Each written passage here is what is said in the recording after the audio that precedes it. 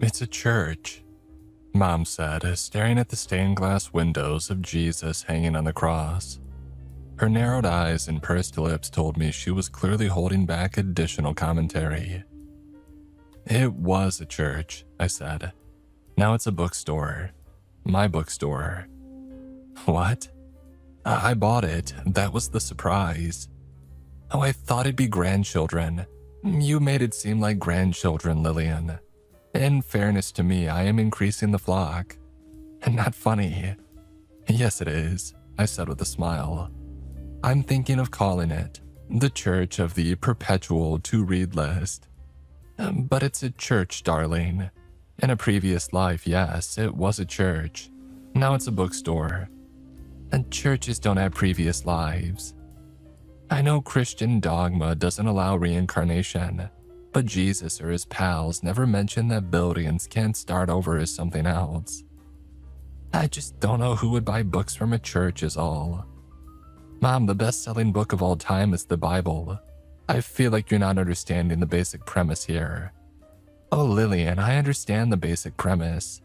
I just don't understand why you picked this place to open a bookstore. It was either this place or Kitty's hot mama's house, but that place is still in business. Oh, Lillian, please, in front of a house of worship, she said, walking inside the building. We were still moving in, so the building was half church, half bookstore, but it still received the full mom judgment. She walked around, running her fingers over some pews and checking how dirty they were. Admittedly, they were still filthy because I was currently removing them, but the store was coming into shape. I was scheduled to open in 2 days, so I had basically been living in the store to get it finished in time. So, I'm thinking of having new releases up front, couches where the pews are, the front desk floating in the middle, an entire section over here for romance and romance fantasy books, and a coffee stand with free mugs with purchase. Oh, don't give away coffee, dear. It invites a slothful element. And what's romantasy? Books where fantasy creatures do what typically happens in the back of cars on prom night, often in graphic detail. Mom crinkled her face. And these kind of books are popular. Not the most popular. And no wonder the modern world is in the shape it is. Lil, is this the last of the books? And Jason asked, taking off his well-worn Phillies cap and wiping his brow. Well, this shipment, yes, but another one's due later today. It never ends, he said, shaking his head. Jesus, this humidity's gonna kill me. Oh, Jason, please don't blaspheme in the Lord's house, I said with a wink. I wasn't doing anything. I was appealing to a higher power. Are you two quite finished with your little rat-a-tat? Oh, we've been at this for days. I'm too tired for rats or tats, Jason said. What do you think of the place? It has all the charm of a small-town church. Yeah, it's what we're going for, I said, adding, praise be. Amen, Jason said. Well, your little jokes aside, I admire what you two are doing here. I'm a big fan of literacy in third places. You're building quite a nice hangout spot for the town. So kudos to you both. Thanks, Mom, I said. Seriously, it means a lot. Oh, I knew you had it in you, she said. I didn't imagine it would take this long to find it, but better late than never. There it is, I said with a chuckle. That's the mom I love. Did Lil tell you about the basement? Jason said, changing gears. I didn't know churches had basements, Mom said. Though I suppose you need a place to keep the crackers and wine for service. You make it sound like they serve hors d'oeuvres. I think that's where the priests used to live. Tight but cozy. Noisy too, I said absent-mindedly. What? Mom asked. How so? Jason looked at me annoyed. I sighed. This was my mistake and I was going to have to guide us out. Well, sometimes when you're down there, you hear voices. Voices? Mom said, surprised. Voices, breathing, some knocking, I said. Could just be the church settling. Or the good Lord making himself present, Jason added, trying to smooth out my rough road. Oh, Jason dear, if the walls are breathing, it's not God's work. Try the guy a little south of here, Mom said, shaking her head. Did you know about this when you bought the place? It didn't come up. We have since sacrificed a virgin to appease the gods, and that seems to have worked. How very clever, Lil. We're making it our horror section, Jason said. It's got the vibe for it. I've been working on dressing it up. It's his pet project, I said. And just then, my mewing orange tiger-striped cat joined us and gave me the perfect chance to shift gears away from the breathing walls. Speaking of, here's Mookie Pets. He's the grandson that you were hoping for, Mom. Lovely. Hey boy, how are things out in Sky's End? Busy. He meowed, flopped onto his back, and rolled into my feet. I reached down and scratched his belly. He rolled back and forth for a bit before popping up, wrapping himself around my legs and sprinting off into the church. Is it sanitary to have a cat roaming around? Oh, Mookie's good people. Plus, he's got a job. He keeps mice and rats out. It remains to be seen if he's even capable of that, Jason said. So far, all I've seen him master is sleeping in the sunbeams from the stained glass. Oh, he works at his own pace, I said. If you're too hard on him, you'll give him a complex, and then he'll be a weird adult. Oh, he might even buy a church and turn it into a bookstore, Mom said with a nod. I laughed. She's still at her fastball. Is the basement ready to be seen? Oh, not just yet. Close though. The body parts we ordered haven't come in. It is so hard to find a reliable grave robber these days. Jason, I don't know how you put up with her. He hugged me around my waist. Oh, who doesn't love a challenge? Hey, I said, playfully smacking him. That and you love me. That and I love her. No, we all do, Mom said. Though some days are harder than others. Oh, it builds character, Mom. Knock, knock, came a sing-songy voice from the front door. We all looked over and saw Darcy, the town mayor, come sauntering inside the church.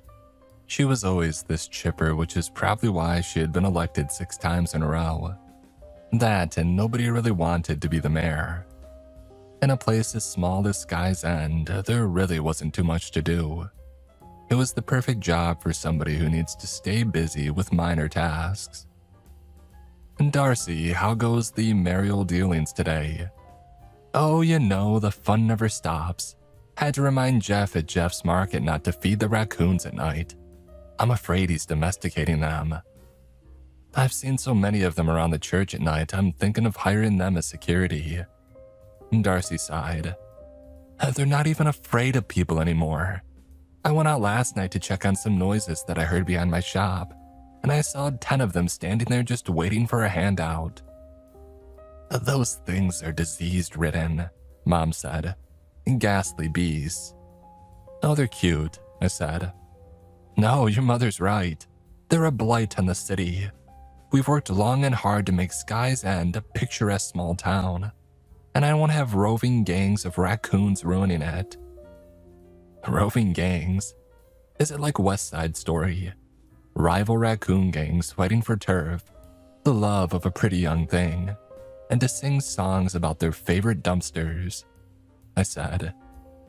Oh, you laugh, but when they're crawling inside this place eating your books, you want them gone too, Darcy said. But I didn't stop by to talk about the night bandits. Not this time, at least. I came to see if you were still on track for your opening date. Yeah, I think so, I said, turning to Jason to help confirm. We should be good enough to open. Might still have a few odds and ends to finish, but we're on track. I hired the best contractors, I said, slapping Jason on the butt. Oh, well, that's great to hear. The Harvest Festival is the premier event of the Sky's End social calendar. The night walk to St. Asbiel's Church is a storied tradition handed down from the town's founders. It's essential that we keep the tradition going. The town will pillory me if I screw it up. We've already promised our sponsors that we would be ready to go. We have to be ready to go. I know it looks dusty in here, but we're gonna be okay." She surveyed the construction and shook her head. "Are you sure? I know you're new to the town, so the importance of this may be lost on you, but—" "Darcy," I said, interrupting her nervous breakdown. "If my man says that we're on track, I believe him. We're golden." She turned to Jason. "Are you sure?" "Positive. It looks worse than it is." "My daughter is a lot of things, but a liar isn't one of them. If she says it'll be done, it'll be done." "I give you permission to unclench," I said, touching Darcy's tensed shoulders. She must have believed us, because her whole body relaxed. She smiled and gave me a small clap. "Oh, sorry to come across as manic, but there are so many people who look forward to this event, and I just want it to be special." "And you're up for re-election, right?" I joked. She smiled. "Well, that might be a secondary reason, yes. You are a bright one." "At least 60 watts, I said. "Well, I'll leave you to your, cleaning. I look forward to seeing it all done," she said. She saw the sign for the large romanticy section and squealed in delight. "Oh my, is this area going to be all romanticy?" "Yes, ma'am, all the fairy love and fun that's fit to print." She lowered her voice and smiled. "Don't tell anyone, but that's my favorite genre. So spicy yet so fun." "Hey, your secret's safe with me," I said. "Come by when we're officially open and I'll let you take the pick of the litter. On the house." "Oh, I'm gonna take you up on that offer, dear," Darcy said, nearly floating out of the building. As she left, I turned to Jason. "Did I just bribe the mayor?" Sounded like it, Lil. "I think I just became involved in a political scandal." "I'd call you Deep Throat, but your mother's nearby," he whispered. "Oh, Jason dear, can you help me bring in my things from the car? I'd like to get my room set up before nightfall, and I would hate to be accosted by roaming raccoons," she said, apparently not hearing his joke or choosing to ignore it. I kissed Jason on the forehead and the two of them left to bring Mom's stuff into our little house across the street. I watched them go and felt a strange emotion overtake me. Happiness. It felt weird, like putting your tongue on a 9-volt battery. With everyone gone and Mookie running around doing God knows what, I had a little time to do a walk around the church and take stock of what else I needed to do. It was in these quieter moments that I allowed myself to push aside the joy of ownership and focus on what other chores we had to take on. It was always our dream to open a charming bookshop in a small town. I've always been an avid reader and Jason loves a project. The church coming up for sale wasn't on our radar, but when we found the ad online and the low price, we had to jump. Dreams don't wait for the perfect time to happen. They just do. It had been a hectic month. Pulling the rows of church benches and pews was a nightmare, but once they were gone, the true vision of the store took shape. It was quirky and unique, but I found that all the best bookstores were. My favorite from childhood was an old converted bank. The vaults held different genres. The owners had made a ton of the books that you could walk through. Local artists took up small corner offices where accountants had once toiled, and now made something beautiful for all the patrons to see. I wanted something like that, and I found it in St. Asbiel. The walls were adorned with exquisite stained glass windows depicting the Stations of the Cross. When the sun reached midday, the store's floor was bathed in a kaleidoscope of color. Above us was a spire that easily made us the tallest building in Sky's End, with a bell that would chime every hour. The heartbeat of the town. The grounds had flowering bushes, soaring oaks, and a greening copper statue of St. Asbiel himself, looking out over the greenery. It was a perfect spot for a picnic or to read a chapter before heading back to work. We were lucky that we found this place. I was in the former quiet room, the coffee cafe, when I heard the bell to the front door chime. Assuming that it was Jason returning, I called out, "Hey, any chance you brought me lunch?" When there wasn't a response, I turned around to see who had come into my clearly closed door, but I didn't see anyone. "Jason, you there?" Nothing. I walked out into the store's central area and I looked around. I didn't notice anybody else in there, but I felt a presence there. Another energy. Sounds woo-woo, I know, but you know the charged feeling you get when you're around others. I had that, but apparently I was the only one. "Mookie, if you figured out how to ring the bell, I swear to God." I started but stopped when I heard footsteps heading down the stairs. I knew that Jason had been determined to get his horror section into shape, but it was unlike him not to let me know that he had come back. I made my way to the stairs as quietly as mice wrestling on cotton and gave a listen. I didn't hear any footsteps anymore. Instead, I heard a voice. It wasn't Jason's.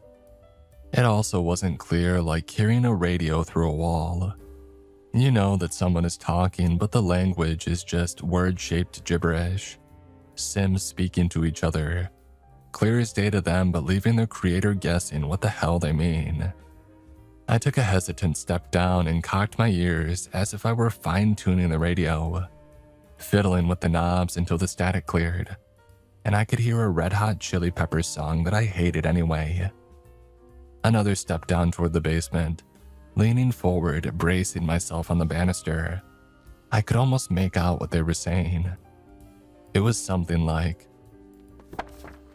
a book on the shelf behind me fell to the floor with a crash. I gasped as if someone had been choking the life out of me and nearly tumbled down the stairs. I spun around expecting to see a ghoul rising from the floor ready to possess me, but instead I heard the soft, friendly trill from Mookie. He lay down on the shelf and knocked off 2 more books. I caught my breath and laughed, and I brought my forehead against his. "You're so lucky that you're darling, because otherwise I'd boot you outside to fight off those gang-affiliated raccoons." Once my heart jumped back into my body and started working again, I leaned down to listen for the voices, but I heard nothing.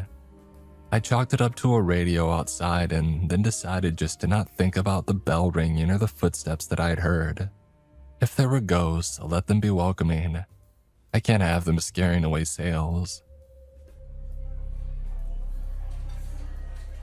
Mom had insisted on taking us out for breakfast the following morning. There aren't a lot of choices, and so we went with Sweet Lou's Diner on Main. Sweet Lou was as brassy as a Ninth Ward band with sass to spare. She wouldn't be out of place in a 40s noir movie, which I found charming, but results may vary. "Oh, hey doll, how goes the old sit-stand meal house?" Sweet Lou said, pouring us all mugs of coffee. "It's coming along. Should be ready to go in time for the festival." "Oh, thank the big guy," she said. "So important that the church is up and running by then." "It's a bookstore now," Mom said. "Ludicrous, I know." "Still have the stained glass?" she asked. "Yep," Jason said. "And the spire and the bell." I looked down at my watch and pointed outside. As the minute hand spun, the tolling started. I couldn't shut the bell off if I tried. Then I still say it's a church. To be square with you, I'm glad that somebody's taking care of it again. I don't want to tell tales out of school, but Father was a little lax with the upkeep. "You don't say," Jason said with a knowing smile. "Oh, that St. Asbiel's statue had so much debris on its face. I had somebody ask me if it was supposed to be Karl Malden." "Why did the church go up for sale? I assume people in this town still need to have a place of worship," Mom asked. Sweet Lou shrugged. "I heard it was church business, doll. Oh, the big religious muckety-mucks did some reconfiguring and thought that St. Mark's in Silver Pond was big enough for 2 flocks. "Big church muckety-mucks," I said. "How high up are we talking? Mighty thin air near the top." Oh, not the big guy or his son, but maybe his pal with the hat, Lou said with a smirk. Just what I heard. I ain't been to church since I started sinning. You guys know what you want. We ordered and Lou dashed off to get it started. Mom took a sip of the coffee and marveled at how it tasted. She even gave it a little, like the commercials. Lil, I meant to tell you, I had a strange dream last night. Was it a hamburger eating you? Oh no, dear, nothing as ironic as all that. I was standing outside your church and I saw a man standing on the roof. He was glowing white and speaking, but I couldn't understand what he was saying. Then he just disappeared. Isn't that odd? Oh, if he's a licensed and bonded roofer and he's affordable, then he's hired. One less thing that I have to do, Jason said, sipping his coffee. What do you think it means? I don't have the foggiest idea. Sometimes dreams are just dreams. The lesser-known Freud analysis, I said, doing a horrid German accent. Dreams are just funny puzzles with no meaning. Well, doctor, what do you think it means? I took a sip of my coffee and gave it a once-over. Maybe it means God is watching over the bookstore. You mean church, darling? I do, Mother, yes. Or maybe Dr. Manhattan shed the blue and paid us a visit in this timeline and the next and the next. Mom waved me off. I don't have any clue what you're talking about half the time. Jason leaned in between us and nodded at the back corner of the diner. You noticed that guy watching us the entire time that we've been in here. Oh, maybe he's taken by our beauty. I keep catching him looking over. He mumbled something to the table next to him and they started looking over. He's not the first guy I've seen either. The whole town seems to be interested in us. Well, I mean, you two are the newest members in a town that seems to be closely knit. They're probably sizing you all up, seeing how well you'll fit in. I thought clique drama all stopped in high school. Lil, high school dynamics never change. There are always in-groups and out-groups. Right now, you're right on the line. Maybe if we go to the pep rally and they see our school spirit, they'll accept us as one of them, I joked. Oh, laugh, but a good impression at that festival would go a long way in earning their trust. Small towns are small for a reason. They want it that way. Outsiders bring in outsider ideas. And you make us sound like Plague Rats or Kevin Bacon in Footloose. You the folks that bought the church, right? Said the gossip monger that Jason had spotted. Without us noticing, he'd crept to our table and loomed over us. The shock of the stranger's voice caught me and I nearly choked in my coffee. And Jason, who had been vigilant, took the lead. We are, yeah. Jason, Lillian, and Joan. You are? Chip Hogshead Lumber, he said, extending his hand. Been in town since the founding. You don't look a day over 30, I said, finding my composure. How you folks finding Sky's End? Lovely, I said. So welcoming. Oh, we are, but that's a secret. Don't go blabbing to all the city folk and bring them here. Changes the town, you know. Present company excluded, Jason said. Remains to be seen, he said, eyeing us. You seem like good people, though. They are, Mom said. And everyone we've met here has been the same. I'm glad to hear. Hope to see you all at the bonfire. I donated the lumber. Warped dead stock, but it'll burn. At a certain temperature, everything does, right? He laughed and we gave him polite smatterings in return. But the concern between the three of us was visible to anyone with a clue. Have a good one. Can't wait to see the church. The bookstore, I quietly offered. Order up, Sweet Lou said, placing our food down in front of us. We ate most of the meal in silence. Mom said she wanted to go see the town library and left us for the day. It was fine with me, and Jason and I needed to get back to the grindstone at the church. I imagined Darcy somewhere sensing that we were behind on our projects and having a mini embolism. Hell hath no fury like a festival planner scorned. and Jason had taken to building out some of the shelving units, and I was organizing books by genre when I got the feeling that I was being watched again. At first, I assumed it was Mookie waiting for me to glance in his direction so that I could feed him, but he was sleeping on a pile of Stephen King books. I turned behind me toward the front door, and I didn't see anyone standing there. I shook it off and kept at my task, but the feeling wouldn't go away. After another excruciating minute of that feeling gnawing at me, I made my way over to Jason and got his read on things. He was knee-deep in attaching panel C to board F when I came over. I hate that these adult Legos have become the go-to standard for furniture. Diabolical Swedes, I said. Hey, do you feel like someone's watching you? I just assumed you were. I glanced, but that's not what I'm talking about. The last 2 days, I felt like somebody's been in here watching me while I work. Darcy has eyes everywhere? I'm sure she does, but that's not what I'm talking about. I know, he said, putting down the plank of wood. I've had that feeling too. The way the people at the diner were staring and talking has really stuck with me. And did we make the right call buying this place? I think so. I think your mom was right.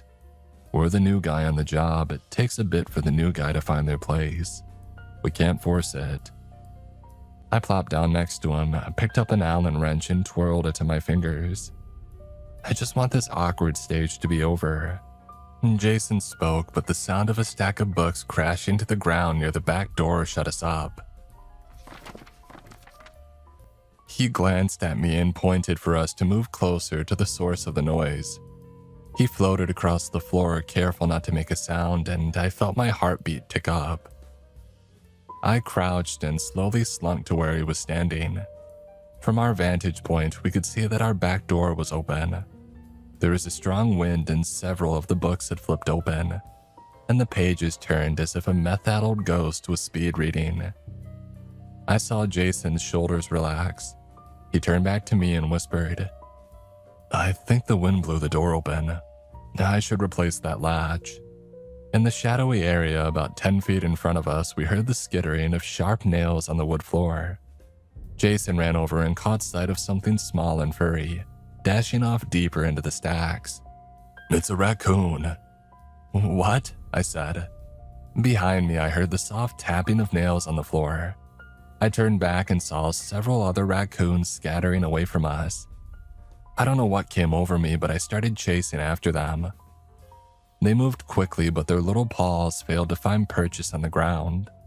The last one blew a tire and slid into the bookshelf. As it rolled onto its back, and I got a look at its face, I screamed. There was a person's face staring back at me. Raccoon's body, human face, all terror. The hell? I screamed and fell back onto my ass and kicked away from it as hard as I could. My yell was so loud that I was afraid that I would shatter the stained glass. The raccoon flopped back onto its feet and sprinted like a bat out of hell through the maze of bookshelves and out of sight. Jason came running over, helped me off the ground, and tried to make sense of my rambling.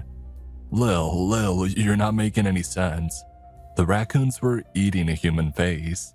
It had a human face. Jason laughed. I don't think he was making fun of me, I just don't think his brain could process that sentence in any logical way. The idea of it was so absurd, and yet I had seen it. Once his titters died down, he asked, Are you sure it didn't have a mask on? It might have got tangled up with some Halloween decorations before it came in. No, it had a face, and it looked familiar. Lil, did you hit your head when you fell, or... Jason, I'm serious. I know what I saw. The church's front door burst open. It was Jeff from Jeff's Market. He looked disheveled. His wet, sweaty hair slicked back behind his ears. His dirty, puddle-brown eyes were manic, and he moved with the grace of somebody with 2 left feet. He stumbled into the store, looked me dead in the eye, and said, Did you know that you had about 6 raccoons run out of here? It's why I screamed, Jeff. I said, trying to compose myself. It didn't work. My whole body was still trembling. "Oh, that's the Midnight Brood," he said, glancing to and fro to make sure that we were the only ones who heard. "Not sure why they were out already. It's not like them at all." "What?" "Those things are everywhere. I'd started tracking them at night." "Darcy said you were feeding them," Jason said. "Yeah, that's what I told her," he said, closing the door behind him and walking toward us. "But it's not true. I started noticing their strange behavior when I bought the store about a year ago. They moved in a pack from building to building every night." "Looking for food?" Jason asked. "I've never seen them eat. I even left out cake for them to try." "They left it alone." "What are they doing?" "I don't know, but it's not natural. I brought it up with the town officials, but they said I'm crazy. Said rural raccoons act differently than the ones that I'd seen in the cities growing up." "Have you ever, seen one with a human face?"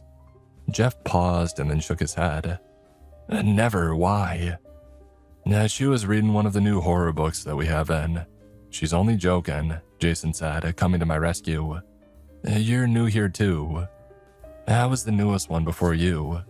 Was going to buy this building actually and turn it into an event space. And J.C. Hall, and then the store came up for sale after Mr. Greggio died. The small town grocer seemed like less of a headache than an event space. I switched up. Have you noticed the townspeople? Watching you, well yeah, they do it for a while. I think people were mad that I didn't go forward with the event space. Sweet Lou said it wasn't right that I backed out of the church sale at the last minute. Said that it ruined last year's harvest festival. Refused to serve me for 3 months. I had another question or two, but then the door opened again and Darcy came walking in. She was as put together as I had ever seen her, dressed as sharp as a knife blade with makeup and hair to match.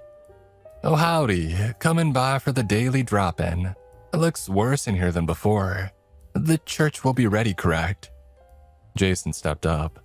"Yes, we're organizing books before shelving them. The mess is required, but it's temporary." "You look all glammed up," I said, checking in to see if she was hiding a raccoon tail. My mind was still shaky, but I didn't want to give up the ghost to Darcy. And Darcy laughed. "Oh, I like to get all gussied up for the festival. Told Claire at the salon to be bold, and I think it worked. I feel younger." She noticed Jeff standing there and her face shifted to disappointment.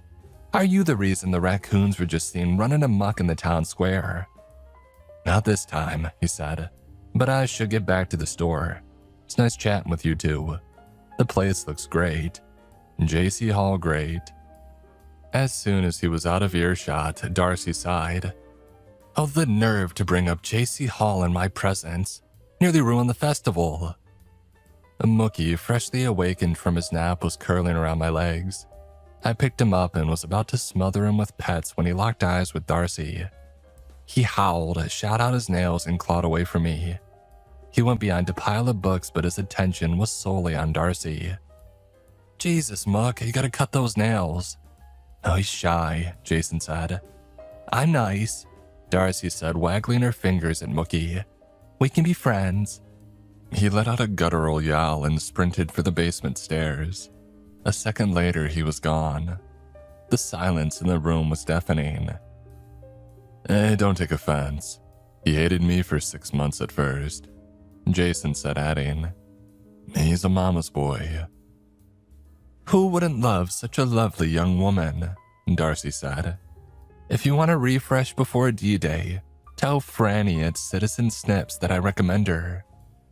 And Darcy turned to leave but stopped in her tracks. The floor under us had started to vibrate.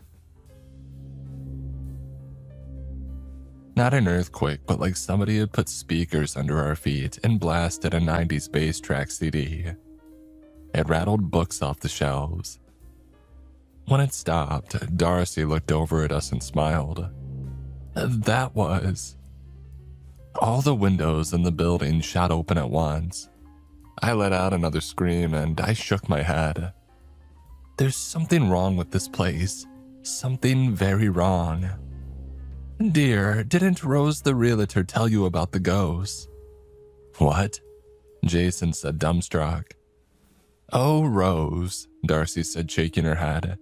She's getting on in years. I probably should retire. Darcy, I don't give a shit about Rose's future career, I snapped. What the hell are you talking about? Ghosts? Oh yes, well, I don't want to tell tales out of school, but the whole town knows about the spooks of St. Asbiel. It's kind of a local legend. Oh, they're mostly harmless, but seem to get agitated before the festival. I'm gonna throw up, I said, finding a chair and taking a seat. Oh, sorry to be the bearer of bad news. If it helps, I can call the priest over in Silver Ponds to see if he can do anything.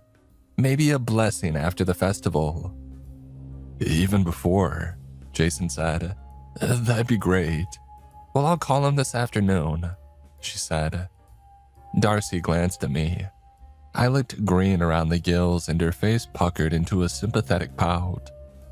I'll leave you be. Feel better, okay? Big day tomorrow. As soon as the door closed, I found the garbage can and unloaded my Sweet Lou breakfast. Jason rushed over and held back my hair as I went in for round 2. Once I purged everything, I looked up, my eyes watery and my face flushed. Should we sell this place? What? Lil, we'd lose everything. All of our money is invested here. I quit my job to dedicate myself to this dream. I know, I said, spitting out the last remnants of breakfast into the can. But this is starting to feel wrong. Maybe God is giving us signs to leave. The church bells began chiming. Very subtle, God, I muttered. The front door opened and Mom blew in like the wind. She had a bag slung over her shoulder, stuffed with library books. She glanced around at all the open windows and shook her head. Are you fumigating? She stopped when she saw me, sweaty and clutching a garbage can. Oh, Lil, have you been sick? Must have been something that I ate. It was those pancakes. I didn't like the look of them. Anyway, I went to the charming little library down the street and started looking up anything that I could find on the church's history. I had never heard of St. Asbiel. Anthony, Christopher, Michael, Francis. I've heard of them. But Asbiel? No. So I grabbed this book, she said, hauling out a book the size of a Buick. A complete guide to saints, angels, and demons. It seemed very thorough. Does it double as a weapon against demons? I jokingly asked. Mom ignored me. I also wanted to know a bit more about this town. Everyone here seems so intent on keeping up traditions and all that. I assumed there would be a robust selection of historical books to read, but there wasn't. Oh, where did the rest of those books come from then? Jason asked, nodding at her full bag. Oh, Silver Ponds Public Library. I asked about Sky's End, and they told me all about the town and this little church of yours. Bookstore. Turns out the church higher-ups, whoever they are, did not close this church. They had no idea what I was talking about. Same with the Harvest Festival. They'd never heard of it. Isn't that odd? I shared a glance with Jason, who nodded. Maybe it's a close-knit Sky's End tradition. You heard the lumber guy talk about bringing in city folks. Oh, funny you should bring him up, she said, pulling out a dusty old tome. I asked if there was a book about the town's history, and they gave me this one about all the local towns in the area and their founding. The section on Sky's End was very thin, but there was a drawing of some of the town's first inhabitants. Tell me, does this man look familiar? She held up a book and pointed to an ancient sketch on yellowed paper. At first, I couldn't place it, but then it clicked. That's the lumber guy, I said, my jaw open. Chip Hammers. Hogshead, Jason said. Hammers? Hey, cut me some slack, I just yacked, I said. But yeah, there's a strong family resemblance. I have a theory, but it's a bit out there, Mom said. I don't think.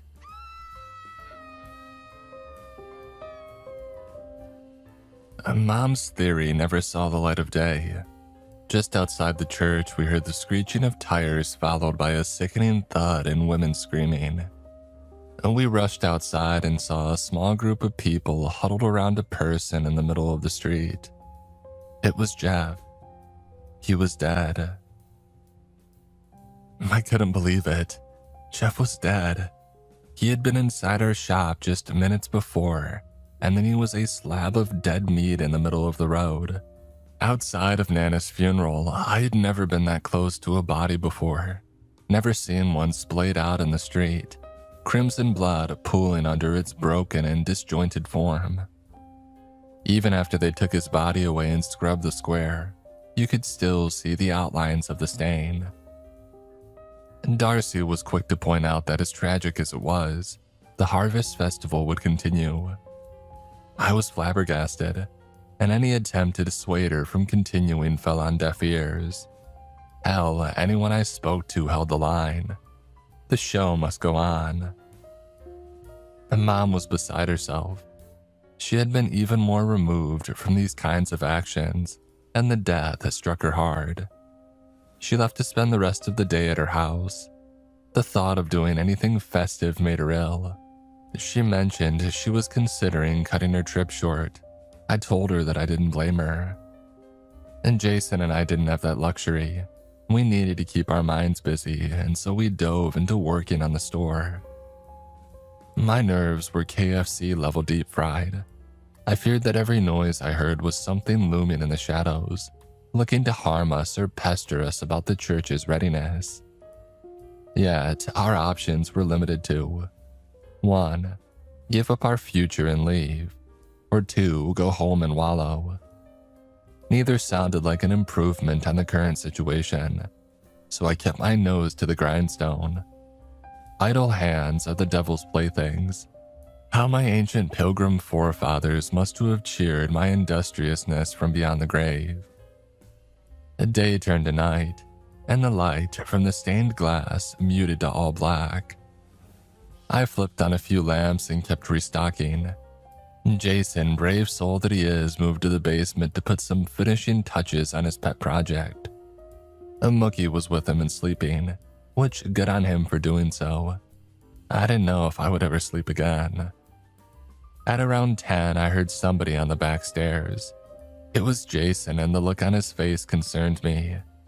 His flushed skin and slack jaw contrasted with his wild and wide-open eyes. He waved me over without a word.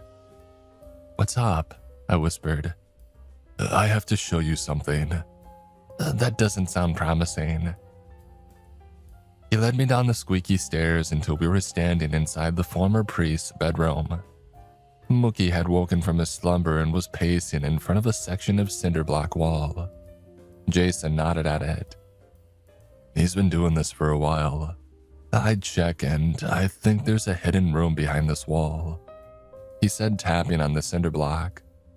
It did sound hollow, but what I know about construction could fit inside a teapot with room for cream. "There wasn't anything listed on the blueprints when we bought it," I said. "I know," he said, "but Mookie won't stop meowing." I came over and slapped the wall, and it sounded different. Hollow. And give it a whap. I did. It didn't seem off until I hit another section of the wall and I heard the distinction. I glanced at Jason to ask what we should do, but saw that he was already cradling his sledgehammer, sluggo. I didn't argue. I just scooped up Mookie and took 2 big steps back.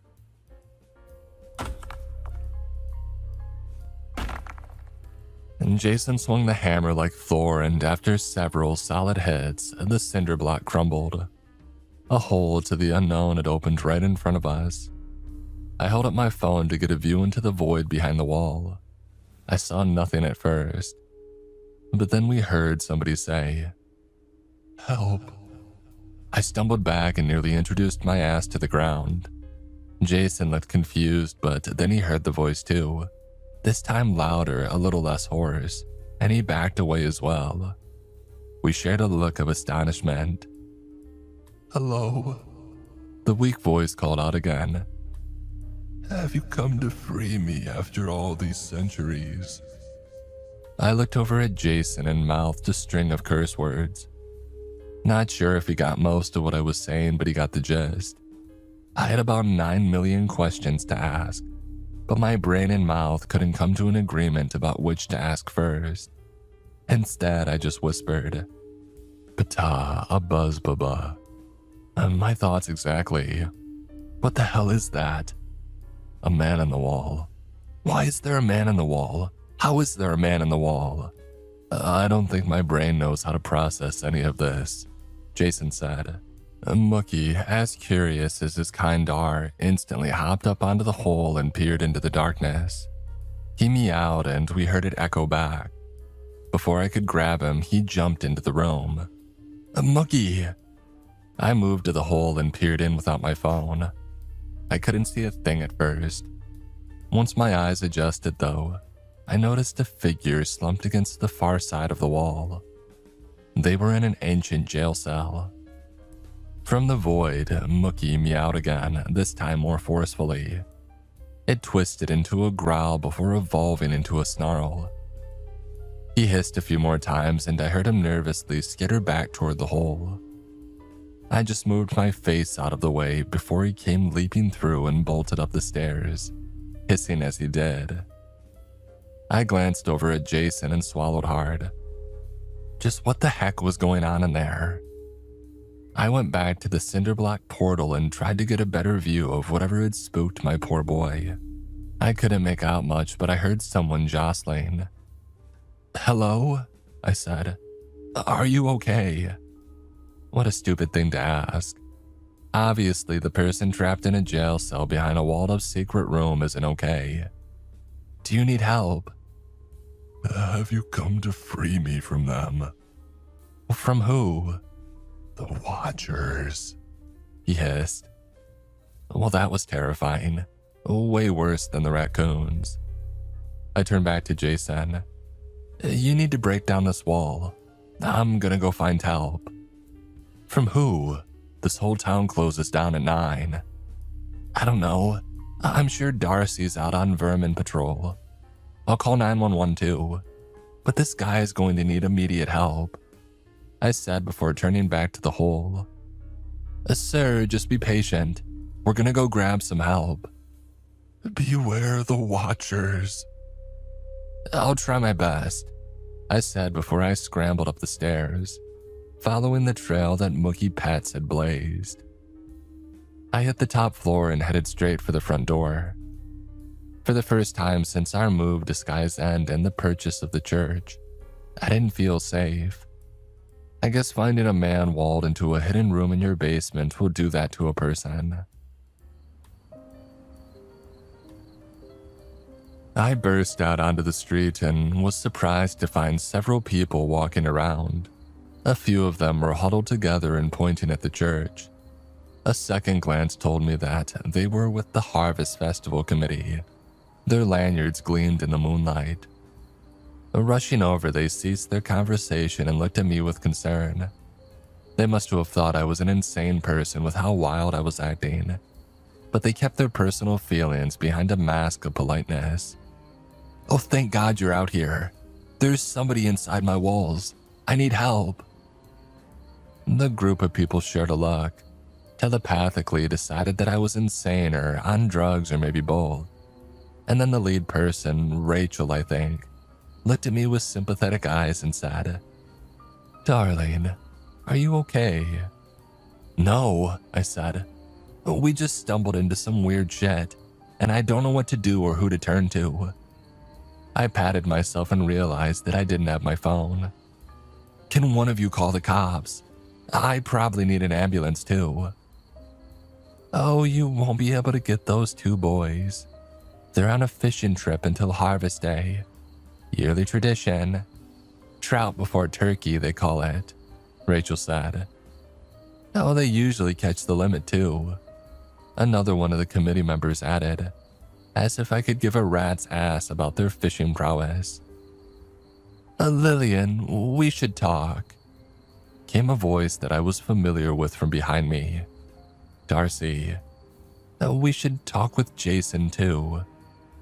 "Darcy, I'm not in the right state of mind to worry about the teeny tiny details about the festival, okay?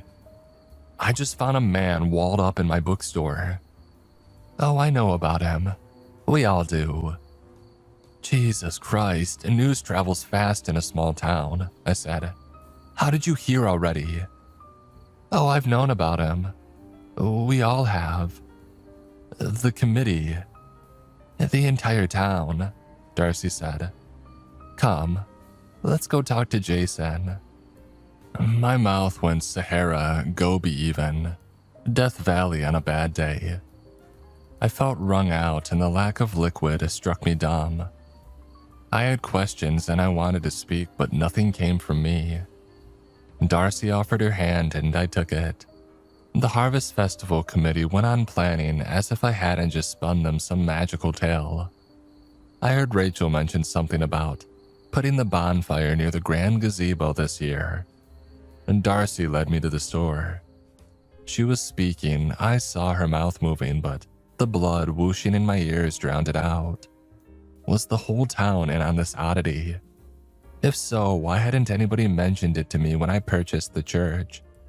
Why was he there at all? How was he alive? Who the hell was he?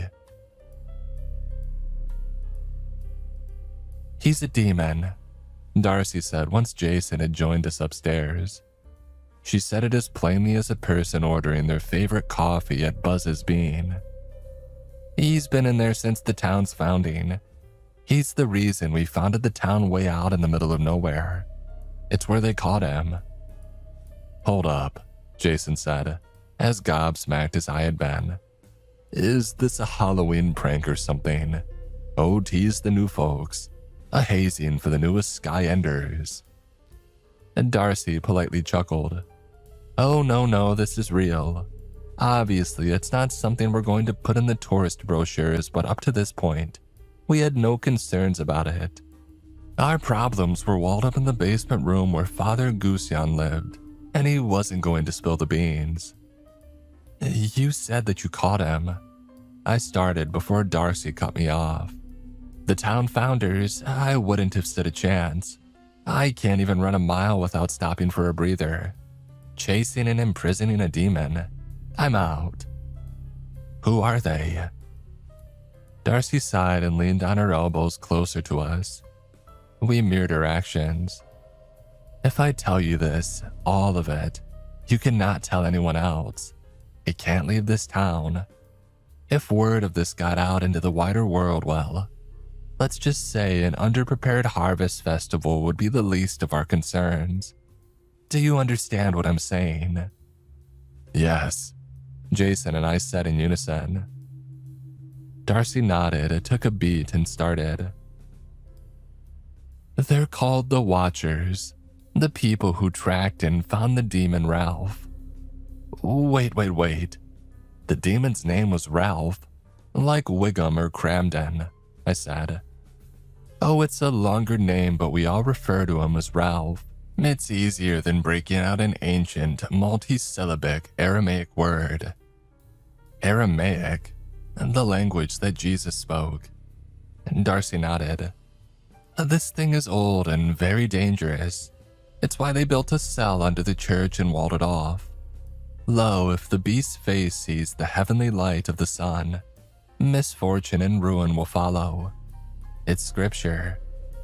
Basically, if Ralph got loose, it put everyone in the town at risk." Just then, an orange blur came wheeling into the room and jumped up onto the desk. Mookie had returned from wherever he had run off to. His pupils were huge and it was clear that he was still on guard. I went to pet him, but he scooted away from us. "Mookie, what's up?" He hissed at me. I felt the sting and he hissed at Jason. He hissed at Darcy before darting away from us. I saw his tail disappear down the basement stairs. I wanted to go grab him, but Jason put a hand on my thigh to keep me in my seat. He leaned in close and whispered, "He'll be okay." What if Ralph hurts him? I said. He hasn't spoken to you, has he? He said to watch out for the Watchers, I said. She put her hand to her mouth. So you spoke with him? Well, not much. Once you find a man in a cell hidden in your walls, the conversation is limited to, "Oh shit," and "I'll get help." Don't talk to him. Every word out of his poisoned mouth is a lie, but it sounds like the truth. That's his demonic power. He's trying to convince you to sympathize with him so you'll release him. It's so important that you don't. I shook my head. Darcy, this is a tall task. You can't seriously ask me to leave a man locked up in a cage inside the walls of my bookstore. It's a church, she said, and I do. I can call a few people over to help patch up the wall and keep watch until you guys are ready to open up. It's easier to ignore him if there's somebody else there to keep you on the right path, so to speak. I can put up a piece of wood over the hole and lock the door to the stairs for tonight, Jason said. We can discuss having armed guards tomorrow. I'm not a fan of that plan, to be honest, I said. We can talk about it more tomorrow after the shock wears off, Darcy said, standing. Please, don't speak to Ralph. Don't tell anybody else about this. Loose lips sink ships. We'll be in contact in the morning. As she got up and left to continue her late-night patrols of a dead small town, Jason and I sat in silence for about 10 minutes. Our brains needed to reboot. Finally, when words found our tongues again, I turned to him and said, We can't tell my mom. Oh God, no. And we need to talk to Ralph, I said. Lil, that's the one thing she said not to do. I don't trust her. Do you? Well, she came across a little odd. Why was she outside at night? Why are any of the Harvest people out there? How are none of them bothered by Jeff's death? From the basement, Ralph wailed. We shared a look before we dashed downstairs. Where there had only been a little porthole when I had left for help, Jason had widened the hole large enough for us to walk through. It'd be a tight fit and a subtle reminder to get back to the gym, but I could squeeze through it if the need arose. I hoped it wouldn't. The room was icebox cold, way chillier than anywhere else in the church. It was dark too, like starless night dark, bottom of the sea dark. Not sure how anybody could ever be in here and not go crazy, demon or not. Mookie was in here. I could hear him purring, but I couldn't see him. I hesitantly pulled up my phone and turned on the flashlight. I spotted him right away lying next to a row of iron prison bars. A mysterious white hand stroked the top of his orange head. Mookie, come. He didn't. Cats, man. The Watchers got you, didn't they? Oh, something worse. Small town planning committee. I said from outside the hidden room. Did they tell you a fantastic tale about my origin? We learned some new information, yes. Your name is Ralph, for one. It is not Ralph, he said. Well, they call you Ralph in these parts. Mookie, come here, Jason said, adding cat noises to get him moving. Mookie rolled, stood, stretched, and sauntered back toward us. He was gleefully meowing as he did. I wouldn't hurt the creature, Ralph said. It's not in my nature. Oh, he bites sometimes, Jason said. The absurdity of warning a literal demon that my house cat may bite it was too much for my brain to take in at once. It broke me. I went for the big question. Are you a demon? I mean, how else would a person still be alive in here with no sunlight, no food, no water? I'm assuming those are magical prison bars or something that keeps you in place. You gotta be a demon, right? If you already believe that I'm a follower of the Morning Star, would you believe anything I said to refute it? I mean, at this point, I'm game to hear anything.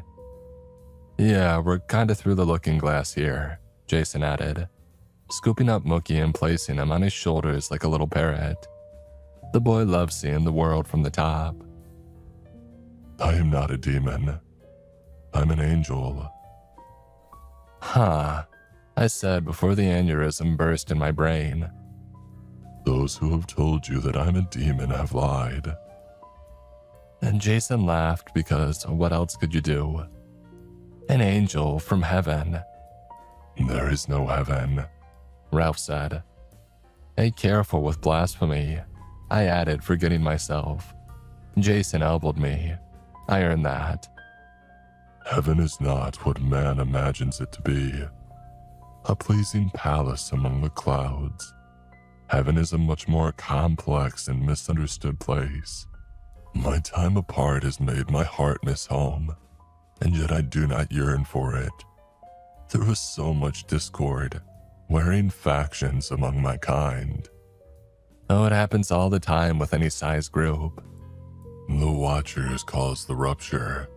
They corrupted not only man but themselves, unable to control their urges with the child bearers of your race, and thus brought forth new evils into this world. And the Watchers did this to you? Yes, they tricked me, bound my feet and hands, and left me here, entombed away from the vision of the True One. Here I've sat for eons awaiting my salvation. Are you my salvation, mortal? I sell books. Bookmarks, coffee. Not sure I'm anyone's salvation. Can we see you? Jason asked, blissfully cutting me off. You can look, but you won't truly see. Not the way you're used to. Jason leaned in and whispered, this is like talking with a fortune cookie. We're gonna come in, I said, surprising even myself.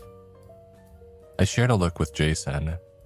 He didn't look thrilled with this development, but like the gentleman he was, he entered the tiny room first, holding his arm for stability. I crossed the threshold. The room was freezing, and goosebumps rose immediately.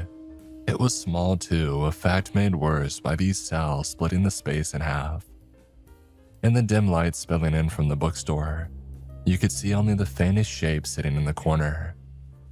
The figure looked small and frail, which would make sense considering where he had been hiding for eons. Jason and I both turned down our lights and pointed them at Ralph. He was a lump of naked white flesh sitting in a ball in the corner. When he turned his face to us, his bright red eyes shone back, his pupils constricted in the light. While the red eyes were concerning, what took the cake were the spires sprouting out from the top of his head. "It's a demon," said a voice from the basement stairs. Jason and I spun to see Mom gawping at the creature from the last step. Mom's sudden arrival set Mookie off. He hissed and growled and shot up the stairs in an orange blur. I wasn't sure what got into him or where he would go, but it was the least of my concerns at the moment. Ralph stood and his body transformed as he did. Gone was the frail wisp of a man, a demon angel, and in his steed was a muscled beast, horns scraping the well-worn ruts of the cinder-block ceiling. He clutched the prison bars in front of him with his catcher mid-hands. Why he didn't just rip away the bars was beyond me. God knows he looked like he easily could. If you attack me, I shall strike you down, Ralph said, his voice booming off the walls. My protector grants me the strength to smite my foes. Hey, she's a 65-year-old woman. I don't think you have to call God down on her. He's not calling God down. He's calling to Satan. Get out of there before he corrupts you both. She is the Watcher, Ralph said. That's my mom. She deceives you. This is one of the Watchers. A demon come to claim their prize. Mom turned to us. Get out of there. He's going to ruin you. They are coming for you, Ralph said to me. Unlatch the door and I can protect you. I moved my phone over to the cell door. There was a tiny stick jammed in the lock. A single little sprig of some dried up wood that wouldn't have kept a toddler out. Mookie could have broken it. You can't break that twig of a lock open. No, only a human can break it. Don't touch that lock, Mom said. You let this beast out and it'll kill us all. I turned to Jason, who looked as confused as I felt. Oh, what do you think? I don't know, he said. Who's telling the truth? That's the $64,000 question, I said. My eyes went back and forth between Mom and Ralph. I felt a pain in the pit of my stomach. Lillian, we've had our differences over the years and God knows that I was against this purchase. But you have to listen to your mother over a demon. Yeah, I said. I should believe her. I would. But something was stopping me. A nagging feeling at the base of my skull. A warning from my ancestors that lit up my brain with flashing caution signs. Lillian, who are all these people? The voice came from the top of the stairs. I stepped out of the room and saw Mom, or another mom, standing at the top of the steps. She was still in her pajamas and looking confused. When she saw another version of herself next to me, she let out a surprised yelp and grabbed the banister for support. Why were there two of my mom? One was bad enough. With everything unfolding the way that it had, my head was swimming already. Instead of laps in a pool, though, I think it was trying to cross the English Channel. I felt lost, confused, adrift. Break the lock, release me, and I'll help you, Ralph said, his voice pleading. That woman is one of his tricks. Basement Mom said. I'm a lot of things, madam, but a trick isn't one of them. Stair Mom responded. Lillian, use your common sense and free this thing. Why? Because he's the only thing that can help us. Lies, Basement Mom said, lovingly placing her hand on my arm. She's trying to fool you, dear. Get your hands off my daughter, Stairs Mom said, rushing down the steps. She slapped Basement Mom's hand away. She's a monster, Lil. This whole town is full of them. How do you know? The library book, the one that I looked up. There is no Saint Asbiel, she exclaimed. Asbiel was a demon. They all worship a demon. The silence rushed in. I felt my guts double knot. I held on to Jason to brace myself from collapsing. I tried to speak I wanted to, but for once, nothing came out of me. The chanting broke the silence. From outside, you could hear what sounded like the entire town standing outside the church, repeating the exact phrase over and over. Through our sacrifice, we shall prosper. They're coming, Mom, my real mom said. She ran for the cage to break the stick, but Basement Mom shoved her hard in the back. Mom lunged forward, smashing her head on the corner of a jagged cinder block. She collapsed to the ground with a sickening thud. Mom! I went down to check on her. Blood was pooling all around her head. I checked for a pulse and I found none. Mom! Jason ran for the cage, but as he did, Basement Mom shot out her hand and a yellow light exploded from her fingertips. It struck Jason in the chest and he stumbled back, clutching himself. As he fell back, we locked eyes and he mouthed the word, "Run." I stood on shaky legs. The chanting was louder now. They had entered the church. I turned to Basement Mom, who was grinning ear to ear. She reached behind her head, dug her nails into her flesh and yanked hard. The sickening sound of tearing filled the room. Basement Mom ripped away her own bloody flesh, gobs of it hitting the ground with wet slabs. Loose hair floating in the dim light. The way she pulled at her skin, I expected to see a skeleton staring at me. But that's not who I saw. Instead of the bone white of a skull confronting me, I was face to face with someone who had been pestering me for days. Darcy. What? Was all I could compel myself to say. Break the stick, Ralph yelled, but the deafening chanting from the top of the stairs drowned his voice out. I turned back and saw the deadly choir, dressed in black robes with red runes stitched onto their chests, slowly marching toward me. You don't know how lucky you are, Darcy said in a measured tone, to witness proof of divine power, a view so few outsiders get to see. I tried to run towards Ralph, but dozens of people rushed down the stairs and grabbed my arms and legs. I thrashed and yanked, but the sheer number of hands on me left me immobile, a fly trapped in a spider's web. Who are you people? Darcy laughed, the same stupid and friendly chuckle she used all the time. Oh, we're not people at all. God calls us mistakes, evil unleashed by Asbiel's misdeeds, the unholy union of man and angel, a spawn to all that is dire and bleak. We are the children of the dark, my dear, and you are our necessary tribute. I turned back to Darcy. You're a monster, and you're just in time to celebrate the harvest, she whispered in my ear. She cackled as she tapped the middle of my forehead. Everything went black.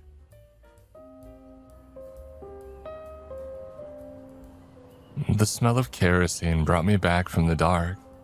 It was all around me. The fumes filled my nostrils and made me see small bright stars in my closed eyes. When my lids finally fluttered open, the first thing I noticed was the orange rays of the rising sun. A new dawn, a fresh start. I was standing, and when I tried to move, I found that someone had lashed my body to a pole in the middle of the massive bonfire that I had heard the festival planner discussing earlier. At my feet, I saw the lifeless bodies of Jason, Mookie, and Mom. Oh God, my loving, gentle Jason. Mookie, my curious, precious boy. My wonderful, headstrong mother. My foil and my heart. I'd killed them all. Tears flooded my eyes and washed down my cheeks. My lofty dreams had manifested in our waking nightmare.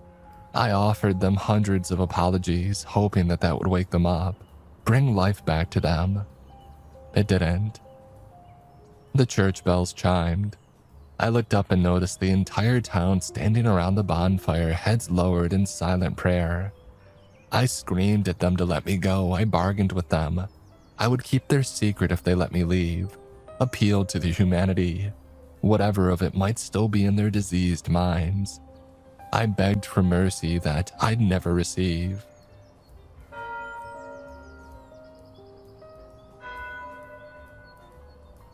As the bells tolled one by one, the townsfolk finished their prayers and raised their faces to me.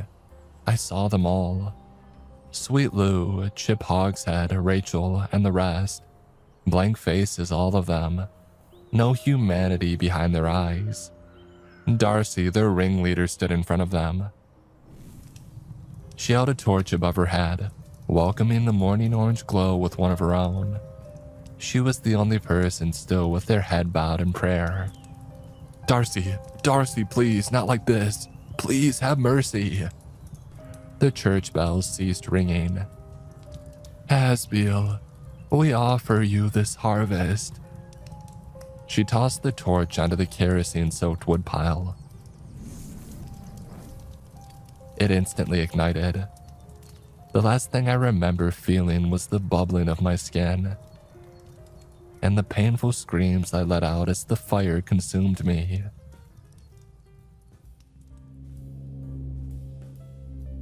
Judy, have you ever heard of Sky's End? The eager husband asked his wife. Oh, what is Sky's End? It sounds like a video game. Oh, it's a gorgeous small town.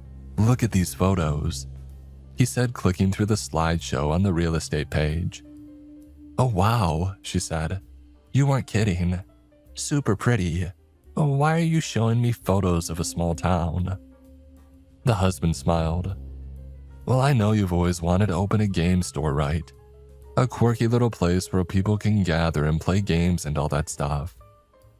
Sure, that's a dream, but it's a dream for a reason. We're broke. Well, I may have been secretly saving money for a little while. What? Enough for a down payment. They have a building for sale. Cheap, like dirt cheap. Look. A few clicks later, he brought up the building in question. The wife laughed and smiled. They're selling their church? Look at the cost, babe, it's nothing. They're practically giving it away.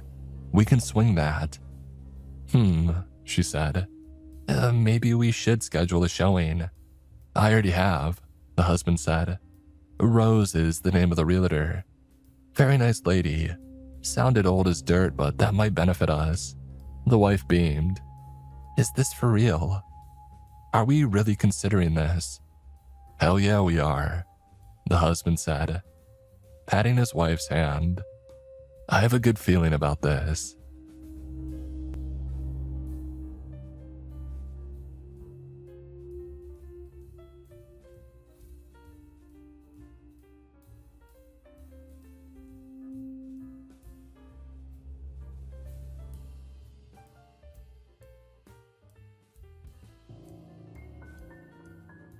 The nightmare man dripped with sin and shadows. He had a smile like an infected wound and eyes that spiraled with darkness. He followed my family for generations. I don't know when it all started, when this monster started hunting my family. But the last time I saw my father, he warned me that the nightmare man would come for me one day too. I remember the night my father walked into my bedroom. His white shirt and blue jeans covered in red. I was sitting up in bed, terrified and sweating, a mere child of 7. I had heard the panicked screams coming from my parents' bedroom. I recognized the voice of my mother, filled with agony and terror. It sounded like she had been dragged off. The screams had faded into a distant point until they simply became inaudible.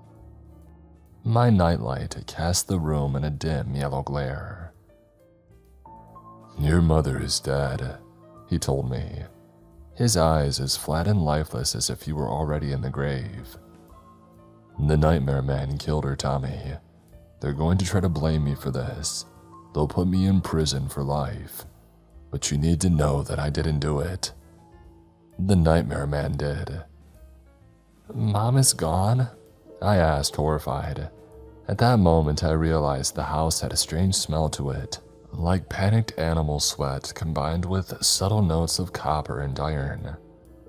I wouldn't realize until I was much older that it was the smell of death. Mom didn't follow the rules, my father said grimly, his face pale and gray. Do you remember the rules? I nodded, feeling disassociated and unreal. Always wear a silver to bed, I said slowly, feeling my silver cross that my father had given me. And always make sure that a light is on. Right, my father agreed, his voice sounding emotionless and far away. The nightmare man hates purity. He hates silver and white light. He is a thing of darkness and impurity. You must burn away the darkness even if it hurts. What did Mom do? I asked, a sickening feeling rising in my stomach. How did she get hurt? My father put a cold hand on my cheek, lovingly clasping my face. She didn't use the flashlight. She never really believed me because she never saw him herself. She got out of bed in the middle of the night. At first, she was fine, but then she walked out of range of the nightlight past the closet. And that's when he reached out and grabbed her. My father leaned close to me. I could smell the sweet, rank odor of sweat dripping off his skin. I heard sirens in the distance. My father shook his head grimly. The neighbors must have heard her screaming, he said, talking faster and faster as if he wanted to get everything out before the end came. Remember, Tommy, always keep a flashlight next to your bed in case of power outages. Keep multiple light sources around you every time you sleep, and always wear silver at night. The siren suddenly cut off. A few moments later, I heard insistent pounding at the door. Deep male voices started screaming orders. He looked at me one last time, taking a portable flashlight out of his pocket. I saw spatters of fresh blood staining its surface. He handed it to me with a grim nod. Like a man walking to his own execution, my father headed downstairs, his back slumped, his eyes ancient and haunted. A few minutes later, 2 police officers came upstairs, shining flashlights in my face. Blinded, I took a step back, blinking quickly to try to clear my vision. "Are you okay, little boy?" one of them asked, a disembodied voice floating beyond a tunnel of garish white light.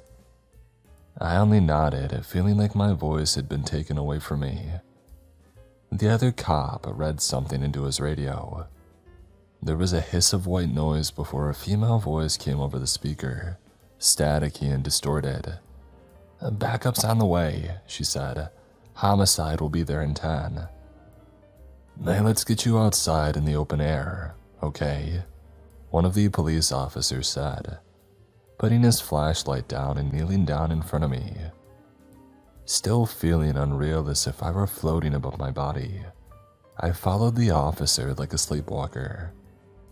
I heard the other one walking down the hall, saw his flashlight beaming into the open rooms as he went. The 2 of us walked out together into the hallway past the bathroom. Next came my parents' master bedroom. I glanced inside on our way past.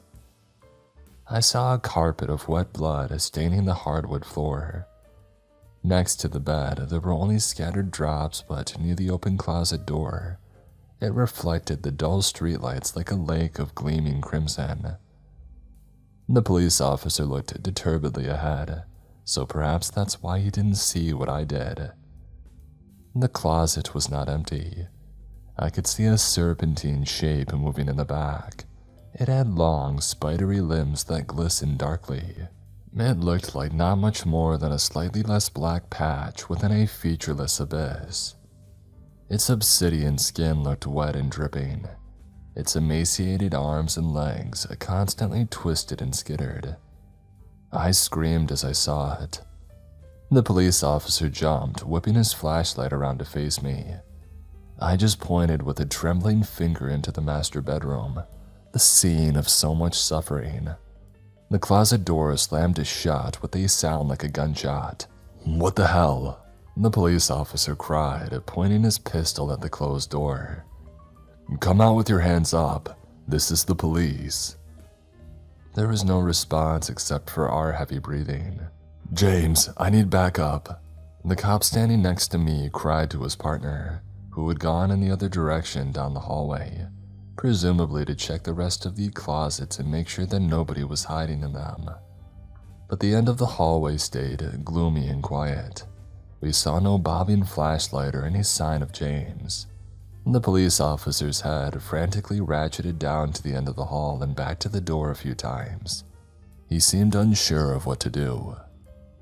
"Stay close by my side, kid," he whispered, the pistol trembling in his hands as he continued pointing it at the closet door. With his other, he pulled his radio out of his belt and clicked it on. "I need backup immediately. My partner is not here and we have another person in the house.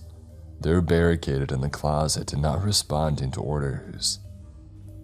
The radio gave a long hiss of static in response and then went quiet for a moment. I thought that the female voice would come back on the line, but instead, a gurgling laughter rang out through the white noise. The cop nervously stared at his radio as if he expected it to turn into a snake and attack him. He gave a long, heaving sigh and looked down at me. His chalk-white face seemed ghostly. "Do you know who's behind that door, kid?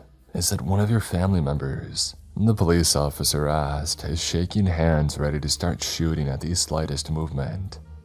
I shook my head, feeling disassociated in this ghastly and nightmarish world. "It's the Nightmare Man," I whispered.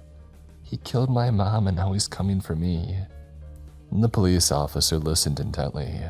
drops of sweat falling off his nose and chin. He hesitated for a long moment, looking like he wanted to say something to call me crazy, but instead, he knelt down next to my ear.